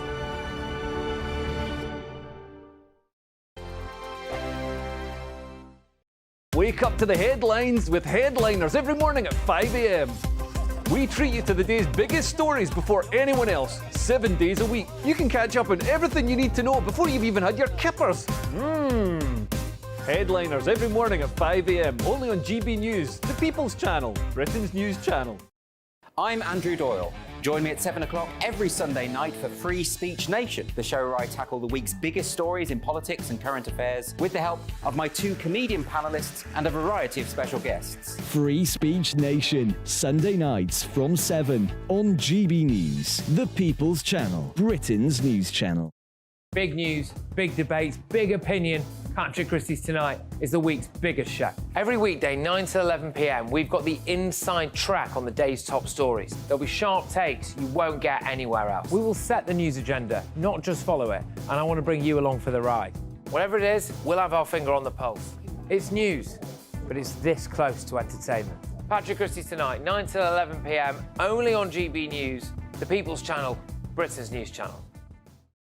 Now then, Lee Anderson here. Join me on GB News on my show, The Real World, every Friday at 7 p.m. I'm not eating bloody cat. Are you Delicious. mental? Open your mouth. OK, here comes a train. Reminds me of the scene in Singing in the Rain. Adam, is that a good one? Whoa! Join me at 7 on GB News, Britain's news channel. What you get for breakfast is something that, if we do our jobs right, you will wake up to news that you didn't know the night before. It's a conversation. It's not just me and Eamon. We want to get to know you, and we want you to get to know us.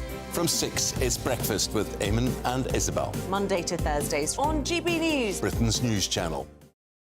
Have a great Saturday night with me, Leo Curse, on the Saturday Night Showdown. It's a crazy world out there, so come and make fun of it with me, my panel of comedians, and a couple of people who actually know what they're talking about. The Saturday Night Showdown is your front row ticket to the clown show. Every Saturday, only on GB News, the People's Channel, Britain's news channel. Good afternoon, Britain. Good afternoon, Britain. Join us, Tom and Emily, To find out what's happening in the heart of Westminster. and why it matters to you. Weekdays from midday, we bring you the most compelling stories from across the United Kingdom. And from your doorstep to our inbox. That's right, we want to hear from you. GB News, Britain's news channel.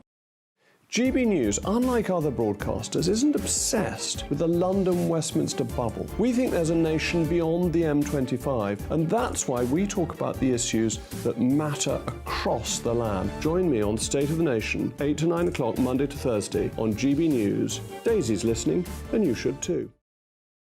Every Sunday from 11, join Michael Portillo. There'll be topical discussion, looking at the week before and the week to come. So kick back and relax at 11 a.m. on Sundays on GB News with me, Michael Portillo. GB News, the People's Channel, Britain's news channel.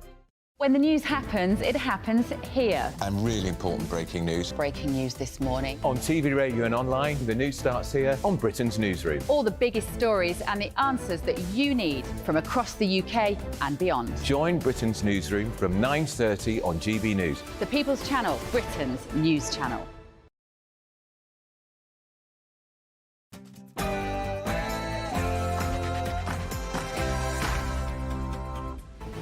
Well, good afternoon, Britain. It is 2 o'clock on Friday, the 22nd of December. Driving home for Christmas, Storm Pia unleashes widespread disruption on trains, planes, ferries and roads as millions of us head home for the festive season. So how are you coping? Let us know by sending your pictures, videos and travel tales to gbviews@gbnews.com. Brink of a recession as the UK economy shrinks in the third quarter. We're asking, are we heading for a toned-down downturn in the economy?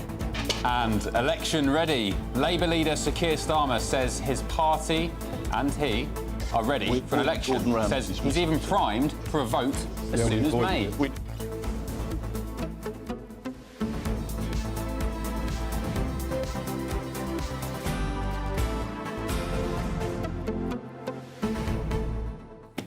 Yes, Keir Starmer seems to be gearing up for this election, doesn't he, Ben? Gagging for one, you would say. Well, it's hardly surprising. They are doing rather well in the polls. It's whether people will come out on election day and put their cross in the Labour box. Are they enthused? Depends what the weather's like, I suppose. I mean, last spring, I think spring kicked off in around June last year, which was very late. And also, by the way, I've wondered why Starmer is even bothering to do all these PR exercises, because he could have just taken a note out of Donald Trump's book in America.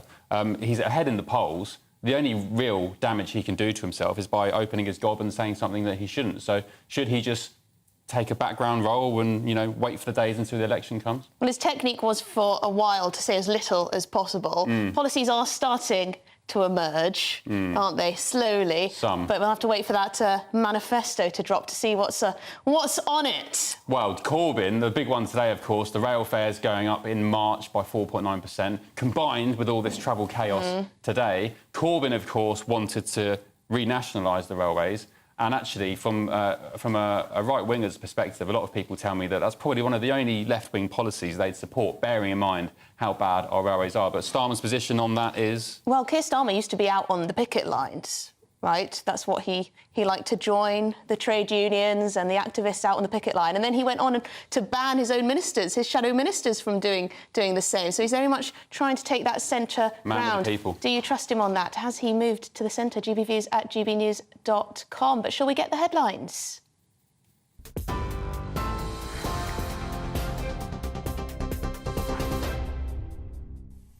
Thank you. Good afternoon. Well, millions of train passengers are facing a hike in fares of nearly 5%. The Department of Transport has confirmed regulated rail fares in England will rise from the 3rd of March next year. That increase is based on inflation, but it is capped at 4.9%. And that news comes as rail passengers face travel disruption as they try to get away for Christmas. Trains are running out of London, but there have been very many cancellations, and Paddington Station in West London is closing for 4 days from this Sunday, Christmas Eve. That means no mainline trains going to Heathrow during that period. And Heathrow exceptionally busy this time of year. Estimates that more than 250,000 passengers will be threading through the terminals over the coming days. And on the roads, motorists are also being affected by delays. Port of Dover telling us here at GB News that it's taking about 90 minutes to get cars through. Those are the ones with pre-booked tickets. Travel editor Lisa Mino told GB News people do need to plan ahead. Today is predicted to be the busiest day, and that's because you've got normal commuters, normal truck drivers on the roads.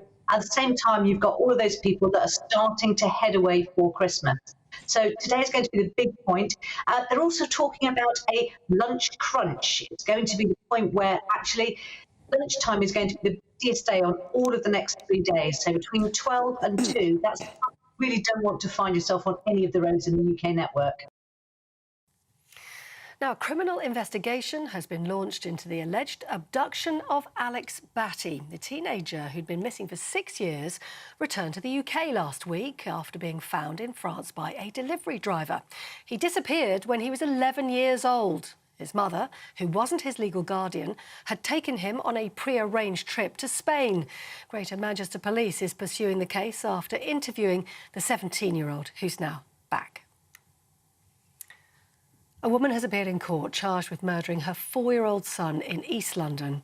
Keziah Makaria is accused of stabbing Kobe, who was found with knife injuries at home yesterday. He was taken to hospital but died on Wednesday. A post-mortem examination will take place on Thursday, and his mother is also due on that day to appear at the Old Bailey. Czech police have confirmed 13 people were killed by a gunman in Prague yesterday, but they're saying no foreigners were among the victims. They've released body cam footage, however, showing officers arriving at Charles University as they searched for the attacker. Police say the 24-year-old suspect first killed his father before targeting students at the university. 27 people were taken to 6 separate hospitals around Prague. 12, we understand, remain in a serious condition. 1 is in a critical condition. The gunman, who did have a gun licence but no criminal record, eventually took his own life. The UK economy is at risk of falling into recession after revised figures showed it performed worse than expected in the third quarter. Rather than flatlining, the economy contracted by 0.1%. If the economy shrinks for a second consecutive quarter, it's going to enter what's known as a technical recession.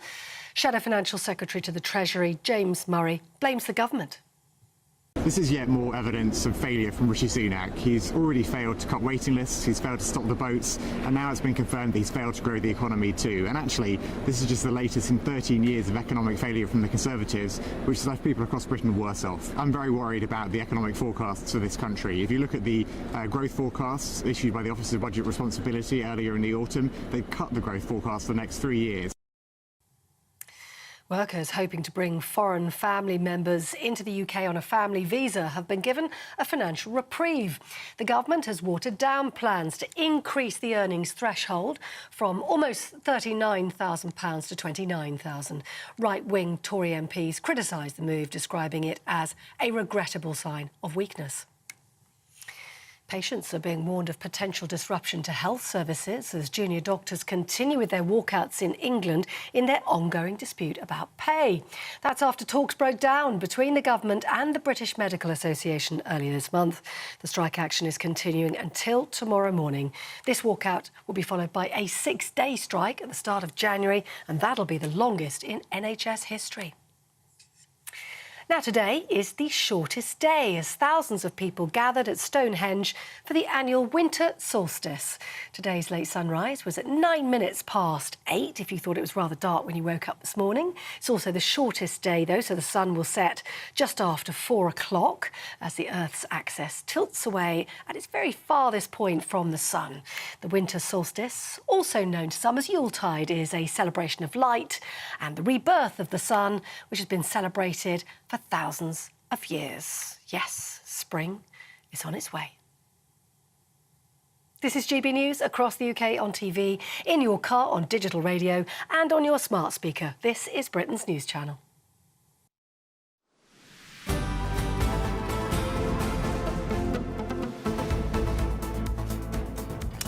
Right, the Christmas getaway has begun, but drivers hoping to make their journeys home are being told to wait until after 6 o'clock to set off. The Independent's travel correspondent Simon Calder is warning motorists to prepare for long queues. Unholy muddle, really big problems on the M25, particularly west of London, the M1 going northbound, particularly through Buckinghamshire and Northamptonshire, and then coming south on the M6 through the kind of North Midlands, Staffordshire. There are going to be long queues, and those are being predicted with waits of up to 40 minutes. But of course, as you will know, traffic jams can pop up anytime, anywhere, and so therefore just be prepared for delays and disruption. Delays. That's Merry what Christmas. Merry Christmas. Driving home for Christmas is my favourite Christmas tune. Anyway, meanwhile, on the railways, passengers are battling with high winds from Storm Pia, crowds and the aftermath of cancelled Eurostar trains. Yep, and it all comes as rail fares are set to increase by up to almost 5% from March next year. GB News national reporter Theo Chikomba is at London St Pancras International. Theo, I think we've established by now that London seems relatively OK at the moment. What's happening elsewhere in the country outside London? Is Scotland still experiencing some travel chaos, as it's been dubbed? Yes, well, depending on where you are in the country, you might be experiencing some disruptions or cancellations. Over in Dover, throughout the morning, passengers have had to be waiting for around 90 minutes to get in to French border control as they get on the ferry. So that's been one area where there have been some issues over there on the road, on the motorway as you get into Dover. And of course at Heathrow, they're expecting today to be one of the busiest days, one of the busiest they've seen since the COVID-19 pandemic. And of course, those who have been coming into London at the moment, it seems to be running smoothly. But what's frustrated many people who've spoken to this afternoon is the rail fares going up by 4.9% in March next year. People have been watching their wallets already this year because of the cost of living crisis affecting many people across the country. And we spoke to some commuters in the last hour or so, and this is what they had to say. That's a bad thing. I mean, already the trains are striking on that. We pay enough and we don't get the service that they should be delivering. Like, I'm hoping to get away for Christmas tomorrow, and I don't know what's going to happen when I get to Euston Station tomorrow as well because of all the strikes and then all the delays, all the strikes. I just think it's really inconvenient, and to be honest, personally, I think they get paid enough. The reliability of the trains is also a lot to be desired too. You know, on my train this morning from Leeds, it was cancelled, so I had to catch another train, a different train, and of course I had no booked seat because of the cancellation. So no, I think they've got to get their act together first before they start thinking about putting prices up yet again. Not looking forward to it because we do use public transport quite a lot and trains, so it's going to be a bit rough on the bank account, but you know, I guess we'll just have to live with it. It's how things are going nowadays, aren't they? Well, those are just a number of people we've spoken to, affecting lots of people, as you can imagine. It's been a double whammy where we have people who are experiencing cancellations, delays, and then those now who regularly use transport having to experience, well, next year they'll be experiencing a slightly higher fares than they have been. We did hear from the Transport Secretary, Mark Harper, and he said this: having met our target of halving inflation across the economy, this is significant intervention by the government to cap the increase in rail fares below last year's rise. And they said changed working patterns after the pandemic mean that our railways are still losing money and that they require significant subsidies so that the rise strikes a balance to keep our railways running while not overburdening our passengers. And he went on to say we remain committed to supporting the rail sector, reform outdated working practices to help out in a sustainable financial footing. But it's also just worth mentioning that there will be some rail strikes just after New Year, so it's worth people just checking before they travel. As we've seen today, some people turning up to train stations like St Pancras and across the country to see that there have been cancellations and indeed delays as they go into their Christmas break.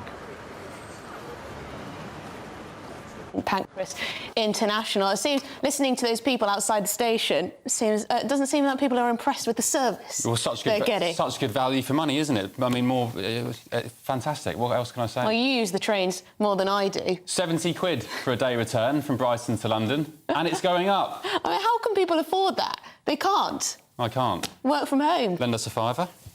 All right, maybe. If you finish the show nicely. I won't be back next week otherwise. Oh, we need you. We need you on the team. But now to a GB News exclusive. Sir Keir Starmer says Labour are ready for a general election. His party currently leads by about 17 points in the polls. Yes, speaking exclusively to our political editor, Christopher Hope, the Labour leader said he was primed for a vote as soon as May. Let's have a listen. We are ready for a general election. I've had my whole team on a general election footing for some time now. I think that given the complete state of failure now in the country, there's a real sense that everything is broken, nothing is working, that the sooner that election comes, the better, because for millions of people, they can't afford to wait any longer for that general election.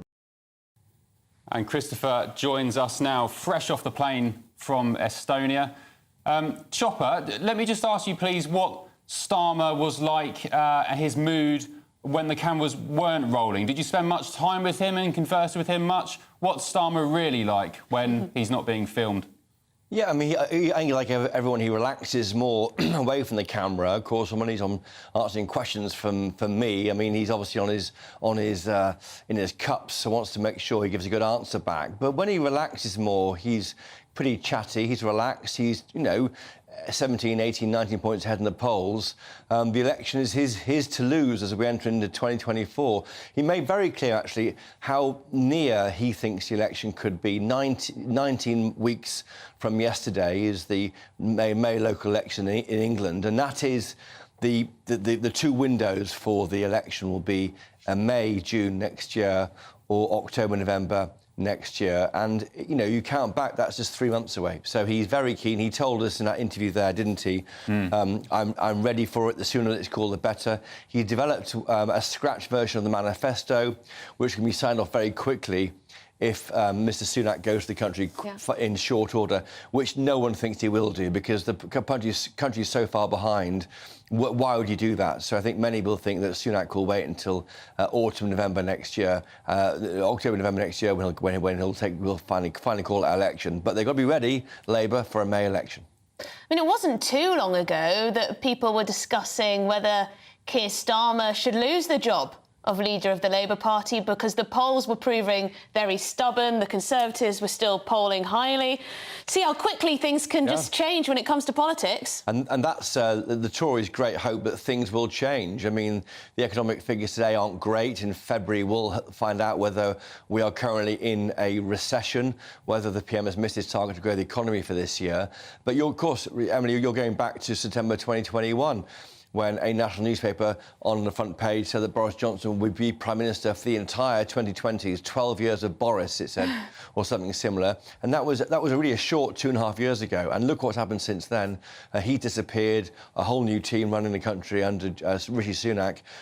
Things can change and change very quickly, but the problem with polling leads are like this. They stick like wet cement. And it's very hard to see it being chipped away by the Tory party in any real way before the election. What they're hanging on to is around 23% of voters, Tory voters they see, who have not yet declared for Labour, and they're trying to bring them back on side with the Rwanda bill next month. But the news today of watering down on the spousal salaries, not making as high as it could to settle here, won't ease nerves going to Christmas. No. Chopper, just from a wider perspective, is the poll lead that Labour enjoy now as a result of Tory capitulation, or is it actually the fact that Labour have got their act together in the last year or so? I I think a bit of both, Ben, actually. They have got that together. You couldn't see Jeremy Corbyn being out in Estonia wearing a flak jacket, standing on a tank. In fact, he was asked in 2015, wasn't he, would you fire nuclear weapons were you made Prime Minister? After he succeeded at Miliband, he said no. So when we asked that question of Keir Starmer in the interview for GB News yesterday, he made very clear that if he had to, he may feel he could use the nuclear deterrent. He didn't tell us when he would do so, but he was willing to defend the country. And that really is the basic bare minimum which must qualify you to be Prime Minister. So he's ticking all the boxes. Whether he's earned the lead is a very good question, Ben. I'm not sure he really has. I'm not sure the offer is very clear for viewers, for voters, for listeners of GB News. I think what is clear is he's not the Tory party. And that's enough almost to give him that poll lead. The Tories are hoping that as you get nearer to election, the voters will look more closely at Starmer and wonder, gosh, is he really the person to be our Prime Minister? There's already articles, isn't there, Emily, in the Telegraph and elsewhere about his behaviour when he was a lawyer, when he defended, for example, Abu Qatada, the hate preacher, in an extradition case. Now, there's a letter in today's Telegraph from senior figures in the Bar Council making it very clear the way that the barristers operate on a cab rank basis. You must accept whoever comes next walks through the door as your client. It doesn't necessarily mean you're signing up to what they're saying. You're giving them the right to legal representation, and that's the defence which Labour offer for Keir Starmer. Yes, and it hasn't all been plain sailing. Quite a lot of pressure from the left of his party when we look at issues like the environment, when we look at the thorny issue of Israel-Gaza. It's not all plain sailing. No, I think he did pass some tests there, didn't he? If you think back to the October party conference when there was that rather moving minute silence for those who were killed by the attacks of Hamas in Israel. And I think he has managed to walk in lockstep just behind the Prime Minister. Now, what happened when Sunak took over as Prime Minister is Starmer phoned him and said, we will back you on issues of national security. And that's because there was a big damage caused to the Labour Party when Jeremy Corbyn questioned whether Russia was behind the Salisbury poisonings. And that was a moment at which people went, well, hang on, Jeremy Corbyn, you've got to kind of back our security apparatus against our enemies, don't you? And I think that it's been very clear from the beginning that Starmer is walking in lockstep, and that includes on Israel, Hamas, even though it has caused a lot of resonations to the front bench in the Labour Party. I think he's getting a lot of credit from voters for doing so. Well, thank you very much. Christopher Hope, our political editor there. Now, the reason why we're talking about Keir Starmer so much is because he, obviously, could be the next Prime Minister. Well, it's rather important to try and dig down into who the man is, what his policies could be, where his difficulties might be. That's what I'm trying to find out. Yeah. Beyond these pre-prepped interviews, and, of course, I'm sure he gets nuggets of, catchphrases and buzzwords to deliver to the media each day. I really want to know what the man is like at home, away from the cameras, with his family. What's he like with his friends on the golf course? Do you? Or going to the Arsenal? Because I'm probably like most people. I don't see any inkling of that at the moment. He's quite robotic. I want to see a bit of character. I don't want him to be Boris Johnson as such, but just let us know what you're about. Let us know who you actually are, and I'd quite like to know a few more policies at the same time. Yeah, that'd be good. Too. You're watching and listening to GB News. Don't go anywhere, because up next we'll discuss all things royal, including what's next for Harry and Meghan in the year 2024. And also, there's been a victory for English winemakers. We'll let you know what that victory is. It's looking very good if you're in the English sparkling wine industry, that's for sure. Stay with us.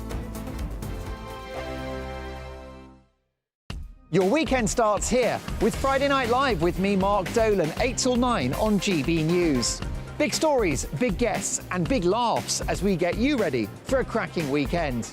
That's Friday Night Live with Mark Dolan, Fridays 8 till 9 on GB News. Bring your own drinks, the admission's free. In the GB Newsroom, we bring you the news as it happens. With our team of dedicated journalists across the UK, we're ready to give you accurate reporting every day. When the news breaks, we'll be there with bulletins on GB News, the People's Channel, Britain's news channel. Big news, big debates, big opinion. Patrick Christie's Tonight is the week's biggest show. Every weekday, 9 to 11 p.m, we've got the inside track on the day's top stories. There'll be sharp takes you won't get anywhere else. We will set the news agenda, not just follow it, and I want to bring you along for the ride. Whatever it is, we'll have our finger on the pulse. It's news, but it's this close to entertainment. Patrick Christie's Tonight, 9 till 11 p.m, only on GB News, the People's Channel, Britain's news channel. Join us every night on GB News at 11 p.m. for Headliners, which is 3 top comedians going through the next day's news stories, which is exactly what you need, because when the establishment has gone crazy, you need some craziness to make sense of it. Headliners. You don't have to bother reading the newspaper. We've got it covered for you. Every night at 11 p.m. and repeated every morning at 5 a.m. We won't send you to sleep like some of the other paper review shows out there. So join us 11 p.m. every night on GB News. The People's Channel, Britain's news channel. I'm Michelle Dewberry, and I'm not here to tell you what to think. I'd much rather hear what you have to say. So, send in your opinions to gbviews@gbnews.com. Keep them clean, and you never know, I might read them out. With my panel here on Jubes & Co, we debate, we get stuck into the issues of the day on a show where all views are welcome, especially yours. GB News, the People's Channel, Britain's news channel. Tired of the usual focus-tested, pre-prepared Westminster runaround? Well, so am I. So you want higher taxes? Is your department to blame for this? Are you rethinking this policy? Every Sunday at 9:30, I'll be sitting down with those in power to get the truth about the issues affecting you. Let's be honest, we've known about the cost pressures of this project for years, not months. That's the Camilla Tominey Show, a politics show with personality. On GB News, the People's Channel, Britain's news channel. I think the most exciting bit for me is talking to people. People who I think are ignored often by the major news channels. We're going to give news they want to hear. There's a voice there that needs to be heard. I think there's a chance here for a diversity of opinion to be expressed, which you don't find elsewhere. It's really exciting. We don't hold back. We're free to say how decisions that are taken here affect us all around the country. Only on GB News, the People's Channel, Britain's news channel. Good afternoon, Britain. Good afternoon, Britain. Join us, Tom and Emily, To find out what's happening in the heart of Westminster. and why it matters to you. Weekdays from midday, we bring you the most compelling stories from across the United Kingdom. And from your doorstep to our inbox. That's right, we want to hear from you. GB News, Britain's news channel.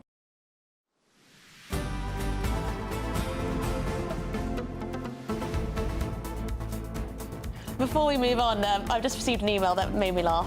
Hi, Emily and Ben. This is from Snooky, Scotland.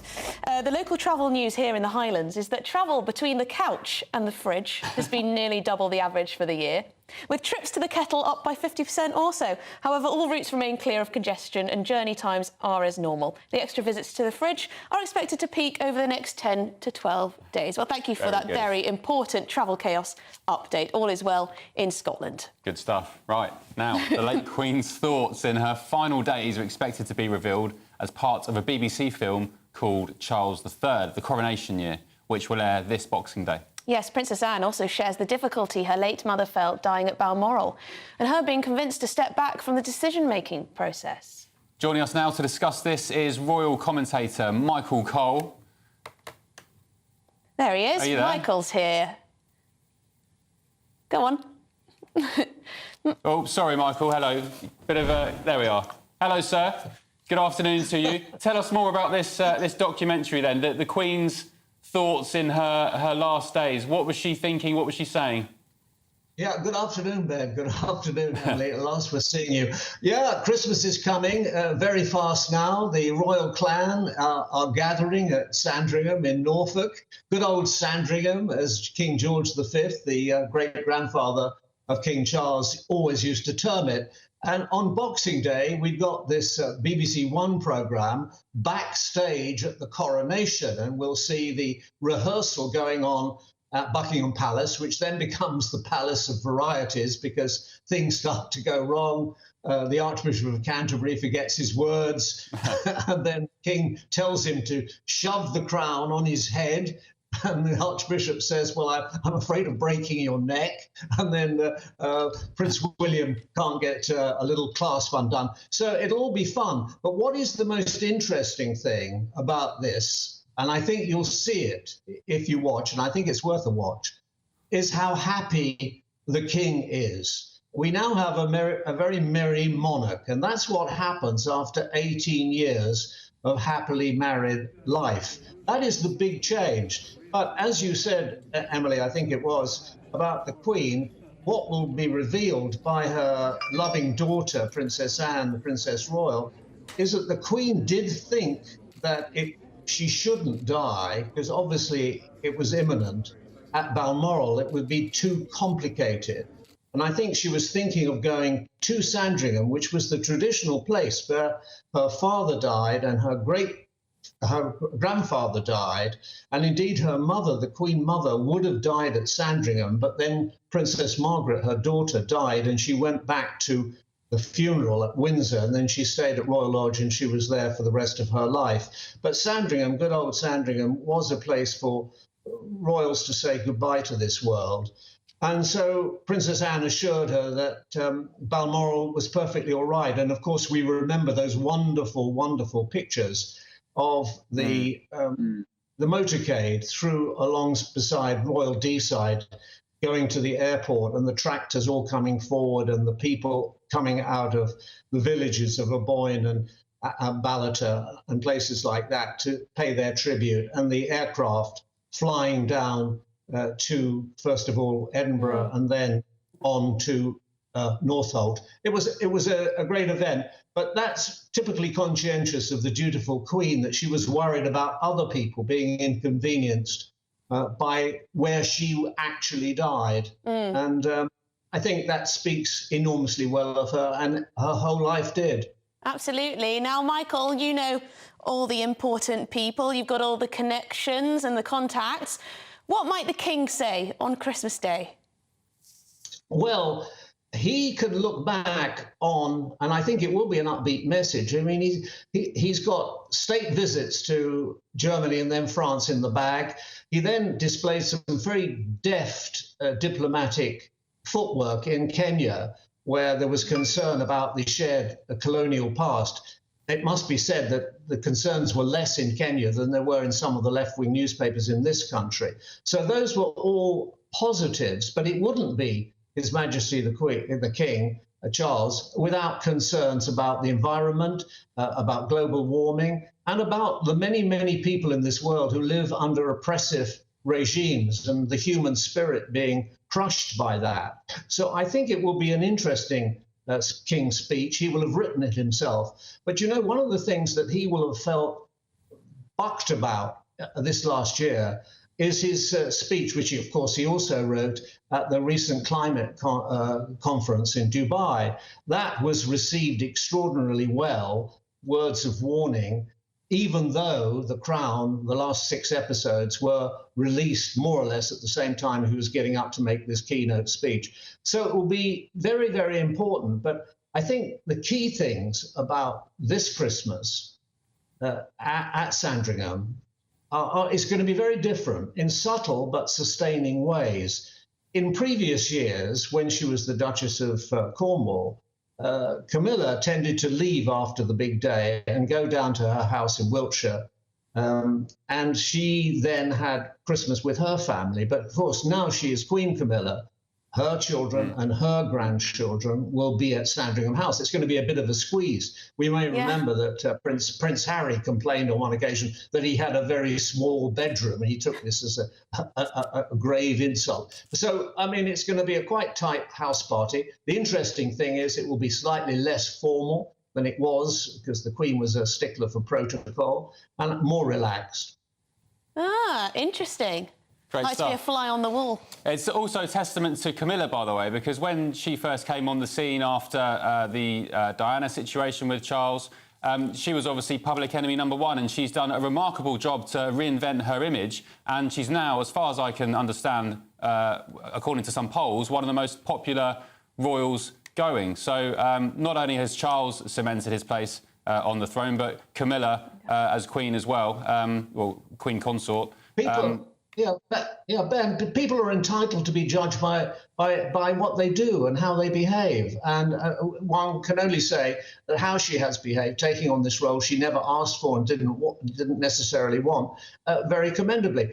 The only thing it's worth saying is Christmas is supposed to be a time for families to come together. Well, obviously, the Duke and Duchess of Sussex in faraway California didn't get the memo because they will not be taking part. And I must spare a word for King Charles. It must be very hurtful for him that he doesn't see his grandchildren in California, Prince Archie and Princess Lilibet. That is appalling. I think ordinary families who've had these problems, and they do occur in all sorts of families, really ought to try and come together at Christmas time if they love each other. And I think the best way you can demonstrate love is by showing it in real terms, and that's reaching out, making the apologies, showing the contrition that's necessary, coming together. Well, if you're going to do it, Michael, Christmas is the time to reach out. Forget the problems, forget the issues, reach out at Christmas. Thank you very much for your time, royal commentator Michael Cole, and have a wonderful Christmas. I hope you do, Michael. That's the thing with Harry and Meghan. They've built their brand on compassion and humanity, yet both of them, Meghan with her father, she hasn't spoken to him, Harry now problems with his father as well. I mean, you're not seeing much of what they preach on that front. Yes, but coming up, you'll hear the thoughts of our panel on the biggest stories the nation is talking about, and we'll also discuss this. Yes, this is the GB News calendar. We'll bring you our exclusive pictures and questionable AI images a little later on. But first, it's your news headlines with Polly.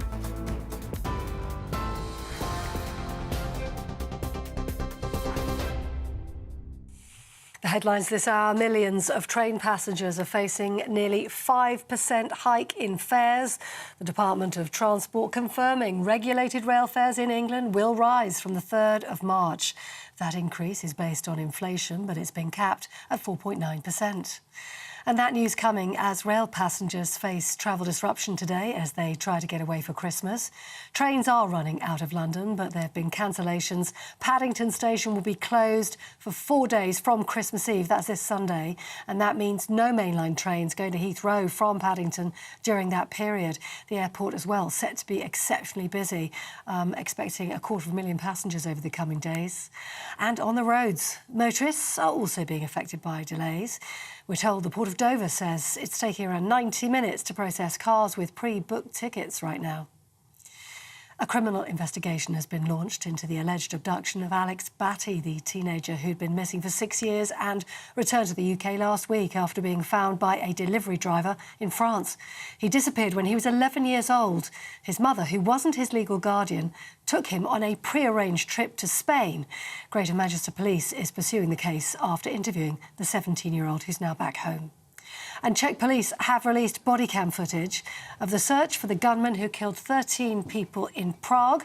They say the 24-year-old suspect killed his father before opening fire at Charles University, and then he took his own life. Police are still trying to establish a motive for the attack, working on the theory he was also responsible for the deaths of 2 people in a nearby forest.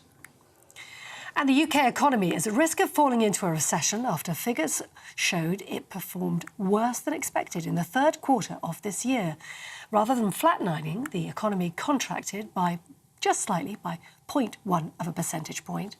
If the economy shrinks for a 2nd consecutive quarter, it's going to enter what's known as a technical recession.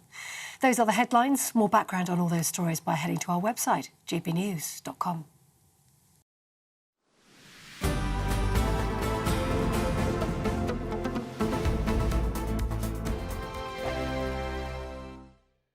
GB News is Britain's news channel, and now you can support it. All you have to do is scan that QR code that's up on your screen right now, or you can go to gbnews.com/support and become a GB News member. You'll have fantastic benefits. We're also going to organise special events where you as GB News members can meet the presenters, the on-screen faces. Scan the QR code or go to gbnews.com/support. Thank you so much. Big news, big debates, big opinion. Patrick Christie's Tonight is the week's biggest show. Every weekday, 9 to 11 p.m, we've got the inside track on the day's top stories. There'll be sharp takes you won't get anywhere else. We will set the news agenda, not just follow it, and I want to bring you along for the ride.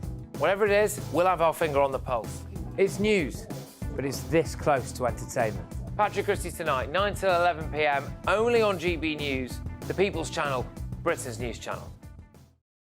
Now then, Lee Anderson here. Join me on GB News on my show, The Real World, every Friday at 7 p.m. I'm not eating bloody cat. Are you Delicious. mental? Open your mouth. OK, here comes a train. Reminds me of the scene in Singing in the Rain. Adam, is that a good one? Whoa! Join me at 7 on GB News, Britain's news channel. I'm Andrew Doyle. Join me at 7 o'clock every Sunday night for Free Speech Nation, the show where I tackle the week's biggest stories in politics and current affairs with the help of my 2 comedian panellists and a variety of special guests. Free Speech Nation, Sunday nights from 7 on GB News, the People's Channel, Britain's news channel. What you get for breakfast is something that, if we do our jobs right, you will wake up to news that you didn't know the night before. It's a conversation. It's not just me and Eamon. We want to get to know you, and we want you to get to know us. From 6, it's Breakfast with Eamon and Isabel. Monday to Thursdays on GB News, Britain's news channel. Wake up to the headlines with Headliners every morning at 5 a.m. We treat you to the day's biggest stories before anyone else, 7 days a week. You can catch up on everything you need to know before you've even had your kippers. Headliners every morning at 5 a.m, only on GB News, the People's Channel, Britain's news channel. Every Sunday from 11, join Michael Portillo. There'll be topical discussion, looking at the week before and the week to come. So kick back and relax at 11 a.m. on Sundays on GB News with me, Michael Portillo. GB News, the People's Channel, Britain's news channel. I'm Michelle Dewberry, and I'm not here to tell you what to think. I'd much rather hear what you have to say. So, send in your opinions to gbviews@gbnews.com. Keep them clean, and you never know, I might read them out. With my panel here on Jubes & Co, we debate, we get stuck into the issues of the day on a show where all views are welcome, especially yours. GB News, the People's Channel, Britain's news channel. Have a great Saturday night with me, Leo Curse, on the Saturday Night Showdown. It's a crazy world out there, so come and make fun of it with me, my panel of comedians, and a couple of people who actually know what they're talking about. This Saturday Night Showdown is your front row ticket to the clown show every Saturday, only on GB News, the People's Channel, Britain's news channel.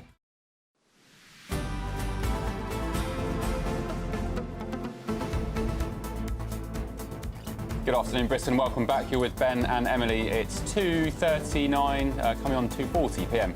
Now, British winemakers will be raising a glass this Christmas to their best ever crop.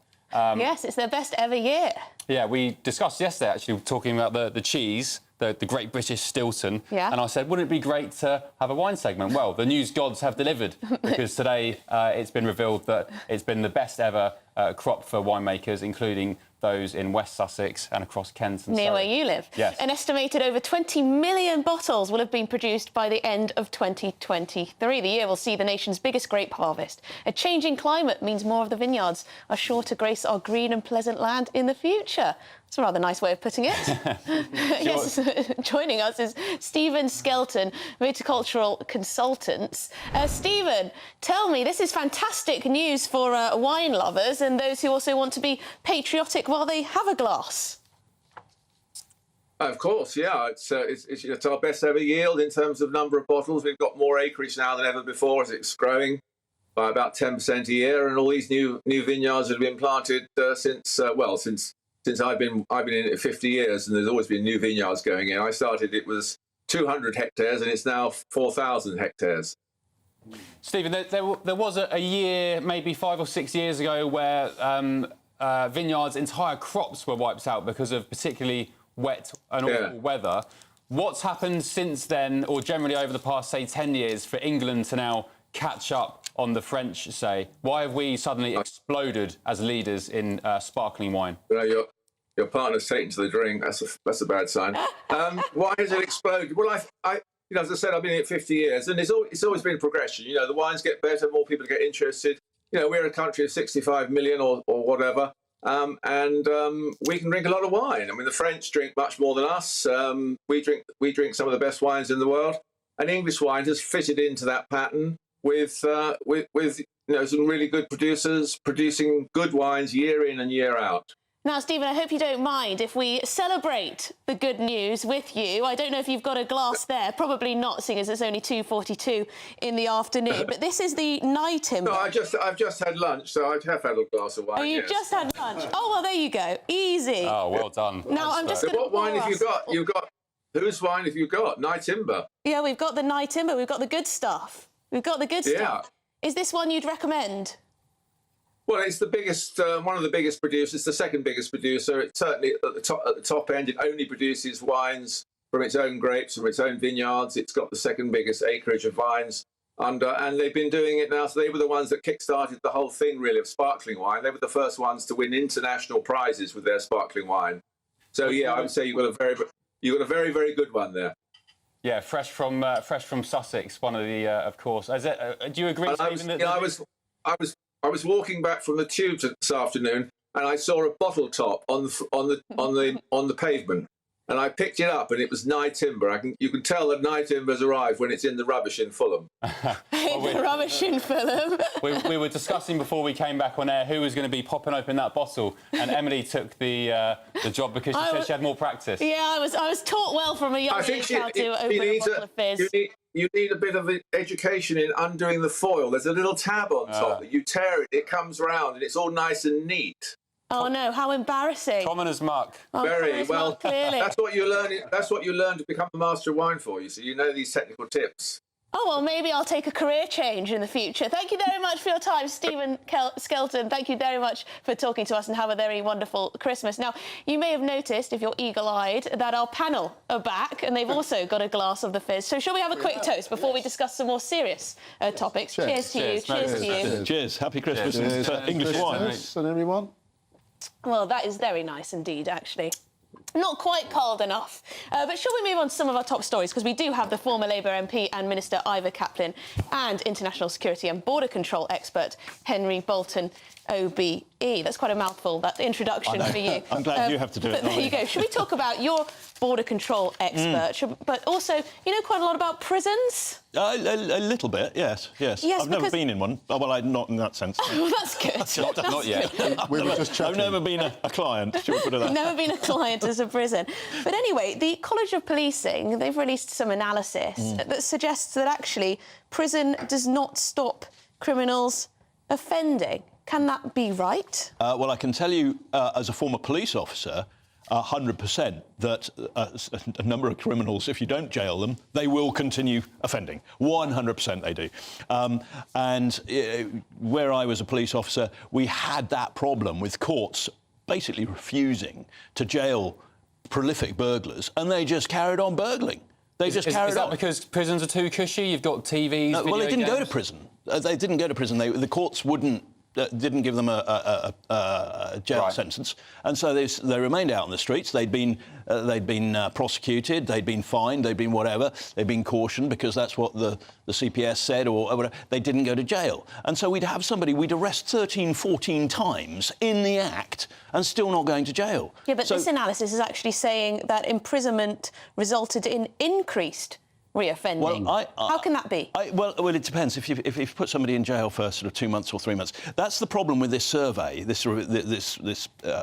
Analysis, yeah. Because what offences are they looking at? Because generally speaking, if you go to jail nowadays, it is for a pretty serious offence.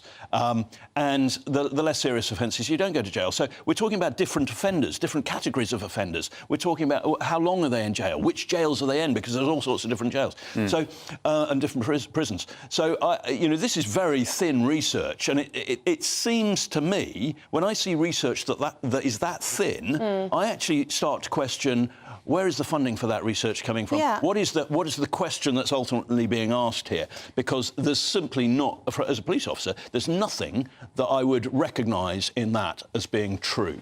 It's a sort of classic end-of-year piece of research. It is, rather. When you can't find everything else, but you find something like this, and then you say, oh, this must be right.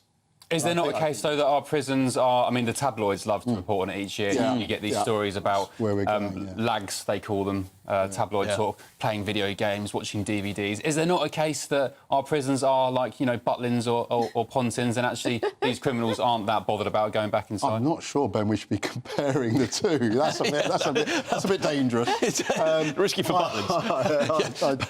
But talking of Butlins, by the way, great day out. Backpedaling there. Just near you.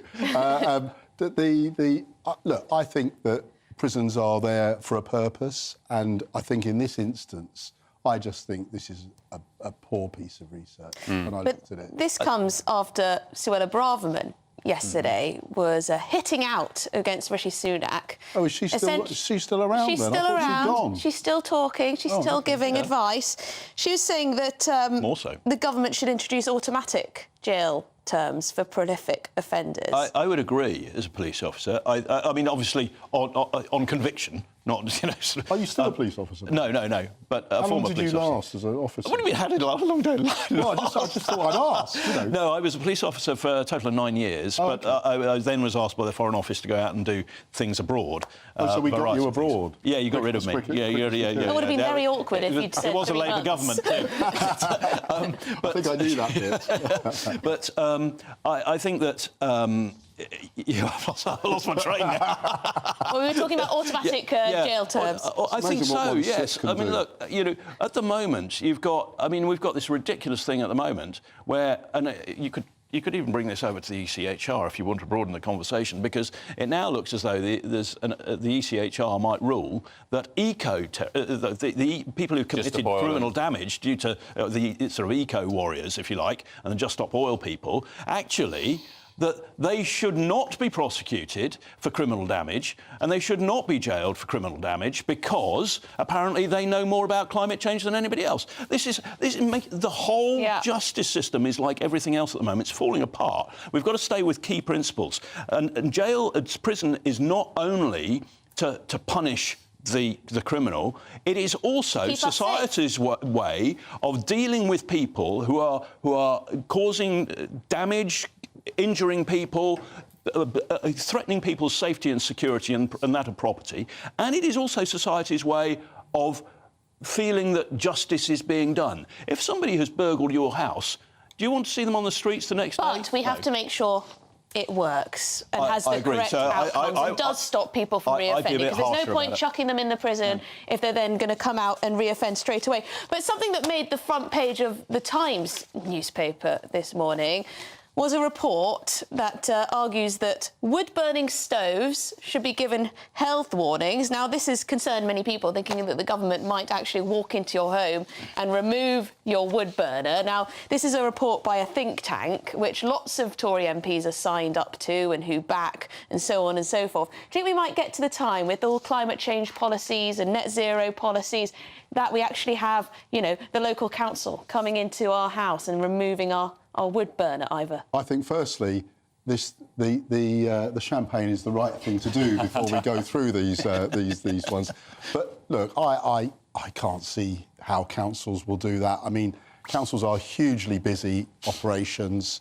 You know, there's been massive reduction in the amount that councils have to spend. Well, they're all going bankrupt, aren't they? And now there are some serious issues in places like Birmingham and elsewhere.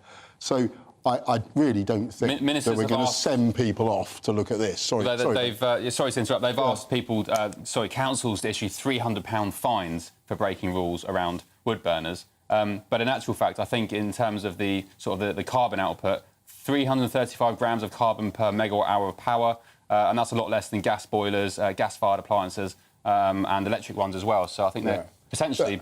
I can't see how councils are going to want to do this. No, they got look, knowing Brighton and Hove Council as well as I do, and if that was suggested, I think we do have some militant councils, though, when it comes to making sure people are sticklers for the rules. But, you know, we've got to... Surely... We've got to draw a line under government dictating to us how we can and can't heat our homes. I mean, we have been heating our homes with wood for millennia. And it is part of British life. And I'm sorry, my local pub, which is next door to where I live, we've got a wood burner in there. Henry, you can't take away an Englishman's wood burner. No, you absolutely can't. Damn right, It's an Emily. No, you outrage. can't. It is an outrage, and we've discussed this in the pub. And if anybody comes into that pub and tries to remove that wood burner or fine the landlord, well, the shotguns are coming out, Very pitchforks, and disappointed, Henry. You haven't given us a plug of where this is. It's a cat and custard pot. Oh, there we go. We've got a nice surprise to end the show. Let's take you through our GB News calendar. Here we go. Right. Good Lord. These are a few of the pages with all the brilliant GB News presenters, readers, contributors, guests. Who have we got there? We've got lots of people. Walker. There's Charlie Peterson. There's Mark Dolan there, Nana, there's Polly as well, Pip Thompson, there's Boris Johnson. Portillo. There's Portillo, Martin Dobney, Lee Anderson, of course, Andrew Pearce, Simon Evans. Should we have a look at my picture? Yes. Oh, there we go. That's exactly like me. Not scary at all. A little bit frightening. Fresh as a daisy. That was taken in the morning. That was a Slightly morning lighter hair picture. colour. Yes, well. Ivor's not on there. Pardon? Ivor's not on there. I'm not sure if you're on there. You're going to have to come on GB News more, and then we'll have you on there next Some time. would say I'm on too much. These are AI-generated images, I assume. Have we... Shall we look at Ben's? Yes. Let's have a look at Ben. Oh, there you go. Goodness me. Much better looking. I look a bit ill. You look rather skinny, actually. You look like you need a good meal. I think that was they've used a picture from my Australia gig where I was reporting on Nigel's jungle stint, but that's rather concerned. That's more of a Halloween picture than a Christmas calendar. But you know what's nice? I think one of our viewers made this all. So, Really? oh, there we go. Compare and contrast. Just in case you don't know who it is. Yeah, I mean, I think the likeness is uncanny. We should flog those in the shop. We should flog those in the shop. Let us know if you'd like one. Perhaps someone can send you one. But anyway, you have been watching and listening to Good Afternoon Britain with Ben and me, Emily. Thank you very much to Henry Bolton. Thank you very much to Ivor Kaplan for being with us on this last Friday before Christmas. And it is actually my last day today. Yes, it is. Thank you for keeping me company on the sofa at the desk. You've been a fantastic co-host. That's all from us today, but not to worry, because Martin Dobney's up next, and I've heard he's got a particular rip-roarer of a show coming up for you, so stay tuned.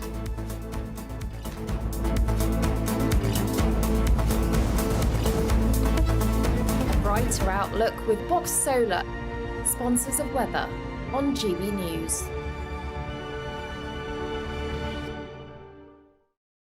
Hello, I'm Alex Deakin, and this is your latest weather update from the Met Office for GB News. Still windy out there today, not as windy as yesterday. Most places pretty drab, with some places staying fairly soggy, particularly if you're stuck under this weather front. It's been bringing rain to northwest England, southwest Scotland through the night and much of the morning. The rain will ease a little bit here, but it stays pretty damp. Some rain at times getting into the Midlands and much of western Scotland. Northeast Scotland seeing some wintry showers, more snow to come across Shetland, where there is a Met Office warning in place. Much of southern England, Wales, a good chunk of Northern Ireland, just dry but fairly cloudy, not too much in the way of sunshine. Pretty mild, though, for the time of year, 10 to 12 degrees. Colder, though, in the far northeast, where the weather remains pretty wintry, and increasing chance tonight of seeing some rain turning to snow. That could be quite heavy, and we have a Met Office yellow warning in place across parts of the northeast mainland and the Northern Isles for that snow and ice risk overnight and into Saturday morning. For many across England and Wales, there'll be a dry night, just fairly cloudy, and a very mild night. The rain really sets in across western Scotland through the night and lasts for most of Saturday. That could also cause some disruption, along with the snow further north and east. Patchy rain over southern Scotland, Northern Ireland, maybe parts of northern England too, but much of the south, again, just looking dry and cloudy. Quite windy at times, and for most of us, staying very mild. Bye for now. Looks like things are heating up. Boxed boilers, sponsors of weather on GB News.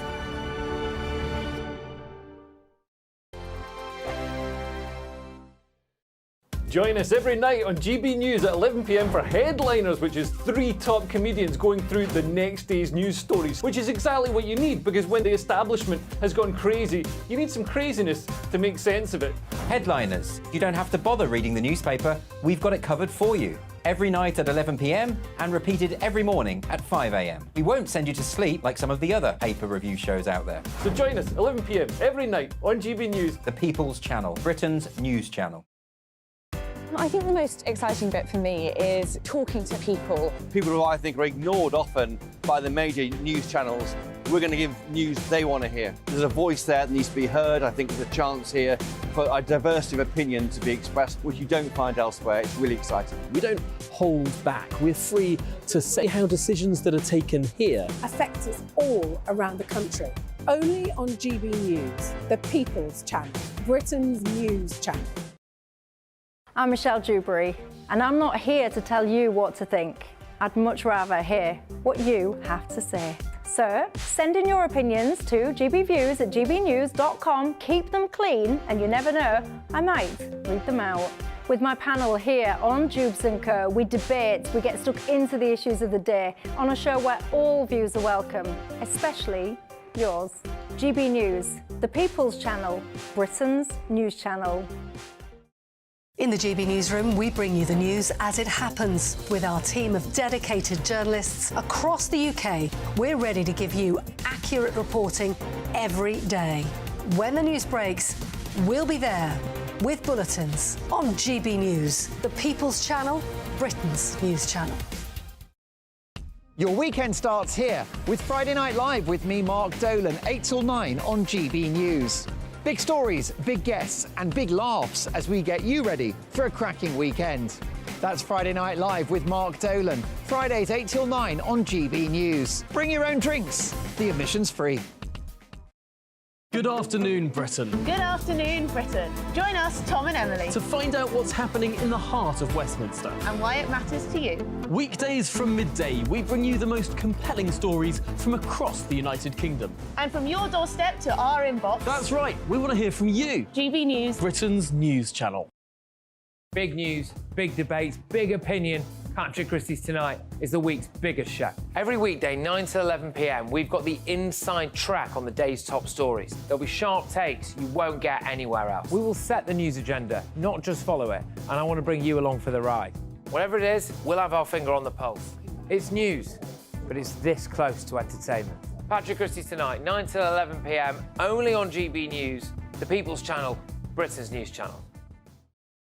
GB News is Britain's news channel, and now you can support it. All you have to do is scan that QR code that's up on your screen right now, or you can go to gbnews.com/support and become a GB News member. You'll have fantastic benefits. We're also going to organise special events where you as GB News members can meet the presenters, the on-screen faces. Scan the QR code or go to gbnews.com/support. Thank you so much.